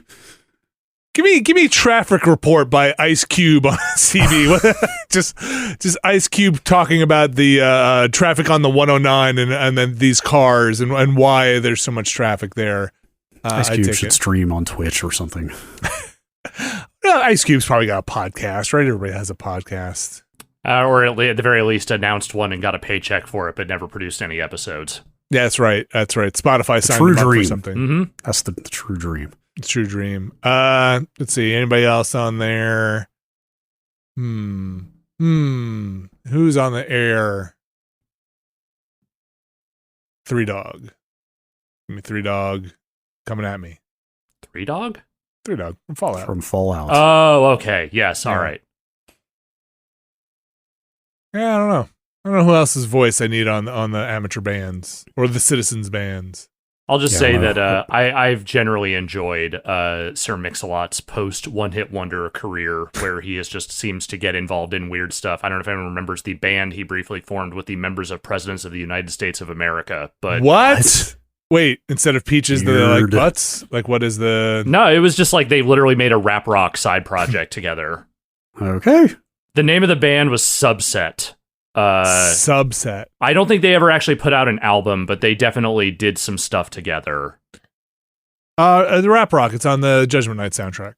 Yep. You can, I don't think Sir Mix-a-Lot made it to that soundtrack, though he is on that Trespass soundtrack. It's true. It's true. He is. Yeah. One hit wonder. See? Look, man. Okay, he did have a couple of other like reasonable hits, but let's be real about where the biggest checks are coming from still for him. It's not from Jump On It. Yes. I want to hear. I want to go see if I can catch. I want to hear what this sounds like. Is he traveling on the CB, or is he? He says he's in the Pacific Northwest. Yeah, I mean, listen, he's from Seattle, right? But I would like to believe that every time he goes to a new city and he's on the CB, what did he say his handle was? Prime Minister, which is like he would get on the CB and say, "This is the Prime Minister. Hey, Fresno, jump on it, jump on it, jump on it." I wonder if he's actually you don't really broadcast on ham radio, but is he talking to people on there? Is he? I bet he's got friends. Yeah. I want to be friends with Sir Mix-a-Lot. Yeah. I wonder. I'm going to look up his real name, and I'm going to check. I'll check the database and see if he's Anthony L. Ray. Okay, I'll see if he's listed in the what his call sign is. My most recent exposure to him outside of the Trespass soundtrack was YouTube recommending a video of him doing "Baby Got Back" against an orchestra. Okay, all right, and he was going for it. I don't know what he looks like now. Like I on the album cover, it's just him in a fedora, right? Yeah, like this video was a few years old, but he very much looked exactly like he did back then. Okay. Yeah, I saw a photo of him not too long ago, and I think other than being a little grayed and around the beard, like he kind of looks the same. Good for him, because that Baby Got Back is what, 40 years ago at this point? Okay. Oh, no. Not quite. Fucking how dare you know? Like maybe 30. 30? Maybe 30 by now. Okay. I think it was like 91 or 92. It was 92. Okay, so just over 30. Yeah, I mean 30 still got some. That's not nothing. You're right, but don't add an extra decade on there. All right, I'm 41. That song did not come out when I was 1 year old. All right. Listen, it's gonna be 40 soon. Okay, so heads up. 9 years. Yes, that's soon. All right. That's the emails, podcast@nextlander.com, podcast@nextlander.com. Prime Minister, if you're out there, holler at us. Yeah. We'll jump on it for you. Yeah. Call in. One time's got no case. I'm just naming all the other Sir Mix-a-Lot things that I know. You can catch me out there, Prime Minister, Kilo Delta 2, Quebec Zulu Victor. I'll be on. You catch me if you're out there on the. All right, on the you've ham got radio. the CB knowledge. I've got the Sir Mix-a-Lot knowledge. If we combine forces, we should be able to summon a. Yes. Okay, there we go. All right, let's wrap this one up. Podcast@nextlander.com for the email. Send them on in. We have a heck of a week going on this week. You heard us talk about it before, but we are going to be getting into Redfall. How's that going to go? I mean, we've talked so much about it already. I don't know, but I'm excited to check it out in the co-op scene on Thursday. So you can join us for a stream on that. And then we got a grab bag going on Friday, where I hope to try out some of that Mia and the Dragon FMV game, at least a little bit of it. We'll see what else we wind up in the grab bag. On Monday, we had Sons of the Forest. I think we're wrapping it up. I think we're near the end. I think things are getting weird. Everybody's dressed in bones. We have little unicycle scooters. We're running around, opening up, fighting. I don't know what we're doing, but it seems I don't even right. know what we're killing anymore, and I'm not sure I care. So you can check. I started a single player game in that. I did not realize that they randomized the starting location. I think there's at least 2 or 3. Okay. You can start in the snow, the beach. Yes. This time I ended up way up on the side of that snowy mountain. I think that's not a good place to start. Yeah. I think that's a tough place. So yeah, you can check that out for Monday. We have Planorama going up this week. That'll go up on a Thursday, where we talk about May's releases. And then we got Never Been a Better podcast. Plan is to get it up on Friday. Still need to cut it. It's a big one because there's a lot of people in it. You got Dan Reichert, Jeff Bakalar, Abby Russell, Austin Walker, all in there, all chatting. So you can check that out. Too. Alex is there too. He's buried right in there. Mm-hmm. It's that's hopefully going up on Friday, so check that out. You can look for those things on the Patreon. That's patreon.com/Nextlander, patreon.com/Nextlander, where you can find things like the Watchcast, the Ramblecast, Never Been a Better podcast, all those other goodies out there. Watchcast, if you're up to date, keep an eye out for Trespass. We referenced it this week because we recorded it this week. Fun movie. Next week, if you're keeping up, to watch will be Judgment Night and the Judgment Night soundtrack. Yeah, if we're being real here, there will probably be more discussion of the soundtrack than there is the movie. So check that stuff out. I'm going in with an open mind. Yeah, totally. Emilio Estevez always has a chance to redeem himself. One day it'll happen. You can check those things out over at patreon.com/Nextlander. There is a tier there amongst all the tiers. There is a tier there that gets a shout out on this here show. It is the Mysterious Benefactor tier, and I am honored today to read those names off to you. These are the tiers of our kingdom. That's right. Released on time at the embargo date. Here are the Mysterious Benefactors for this week. RRE, John Richardson, Vornak, Kelly F, James Smith, Brian Lucier, Skywarp, John Hubbard, Sean Miller, Evan Cook, Mark Wilhelm, JM, Jerry Lee, Gary Pejke, Robert Fisher, John McInnes, hashtag Buddy Crimes, Peter Reardon, Thomas Lynn, Jad Rita, Statics, Andrew Jackson, Razgriz2, Brian Murphy, Trevor and Adrian R, Randy Duax, Andrew Tiebkin, Alex Wu, It Me JP, Matt Clements Jr., Edward Chick, Andrew Slotsky, Steve Lynn, Matthew Herrig, David Campos, and Tyler Treese. Those are our Mysterious Benefactors for this week. Thanks, everybody. And thanks to all of our patrons over at patreon.com/Nextlander. Couldn't do it without you. Wouldn't want to try. Can confirm. This is true. That's going to do it for this week's show. I put a little space in here now because I already did the recap of the week, but then the music's going to collide with the other music, so just going to air it out just for a second here. What are you guys looking? What are you going to plug in next? Brad Shoemaker, what's the next game you want to jump back into? Is more Jedi Survivor? Resident Evil 4. I should really finish Resident Evil 4. Yeah. I had warmed up to that game before I got derailed with new PC stuff and, Redfall. Yeah. Yes. Alex, what are you looking forward to jumping into next? I mean, the thing I'm really looking forward to, honestly, is Zelda. But Okay, I am fair. enjoying Jedi enough that I think I will probably be playing that one for a while. And I'm still digging, like I said, I'm still digging Advance Wars a lot. So that one's probably going to be ongoing for the foreseeable future. Yeah, you bring up a good point, though, is like I think I need to get Jedi done before Zelda hits. Otherwise, that's going to hit. Because Zelda is the going back to take over at that point. burner. It's true, the Zelda takeover. All right, folks. Well, find out next week what we've been up to and what we're playing. Tune in to the Nextlander podcast. Thank you, Brad Shoemaker. Thank you, Alex Navarro. And we'll be back next week.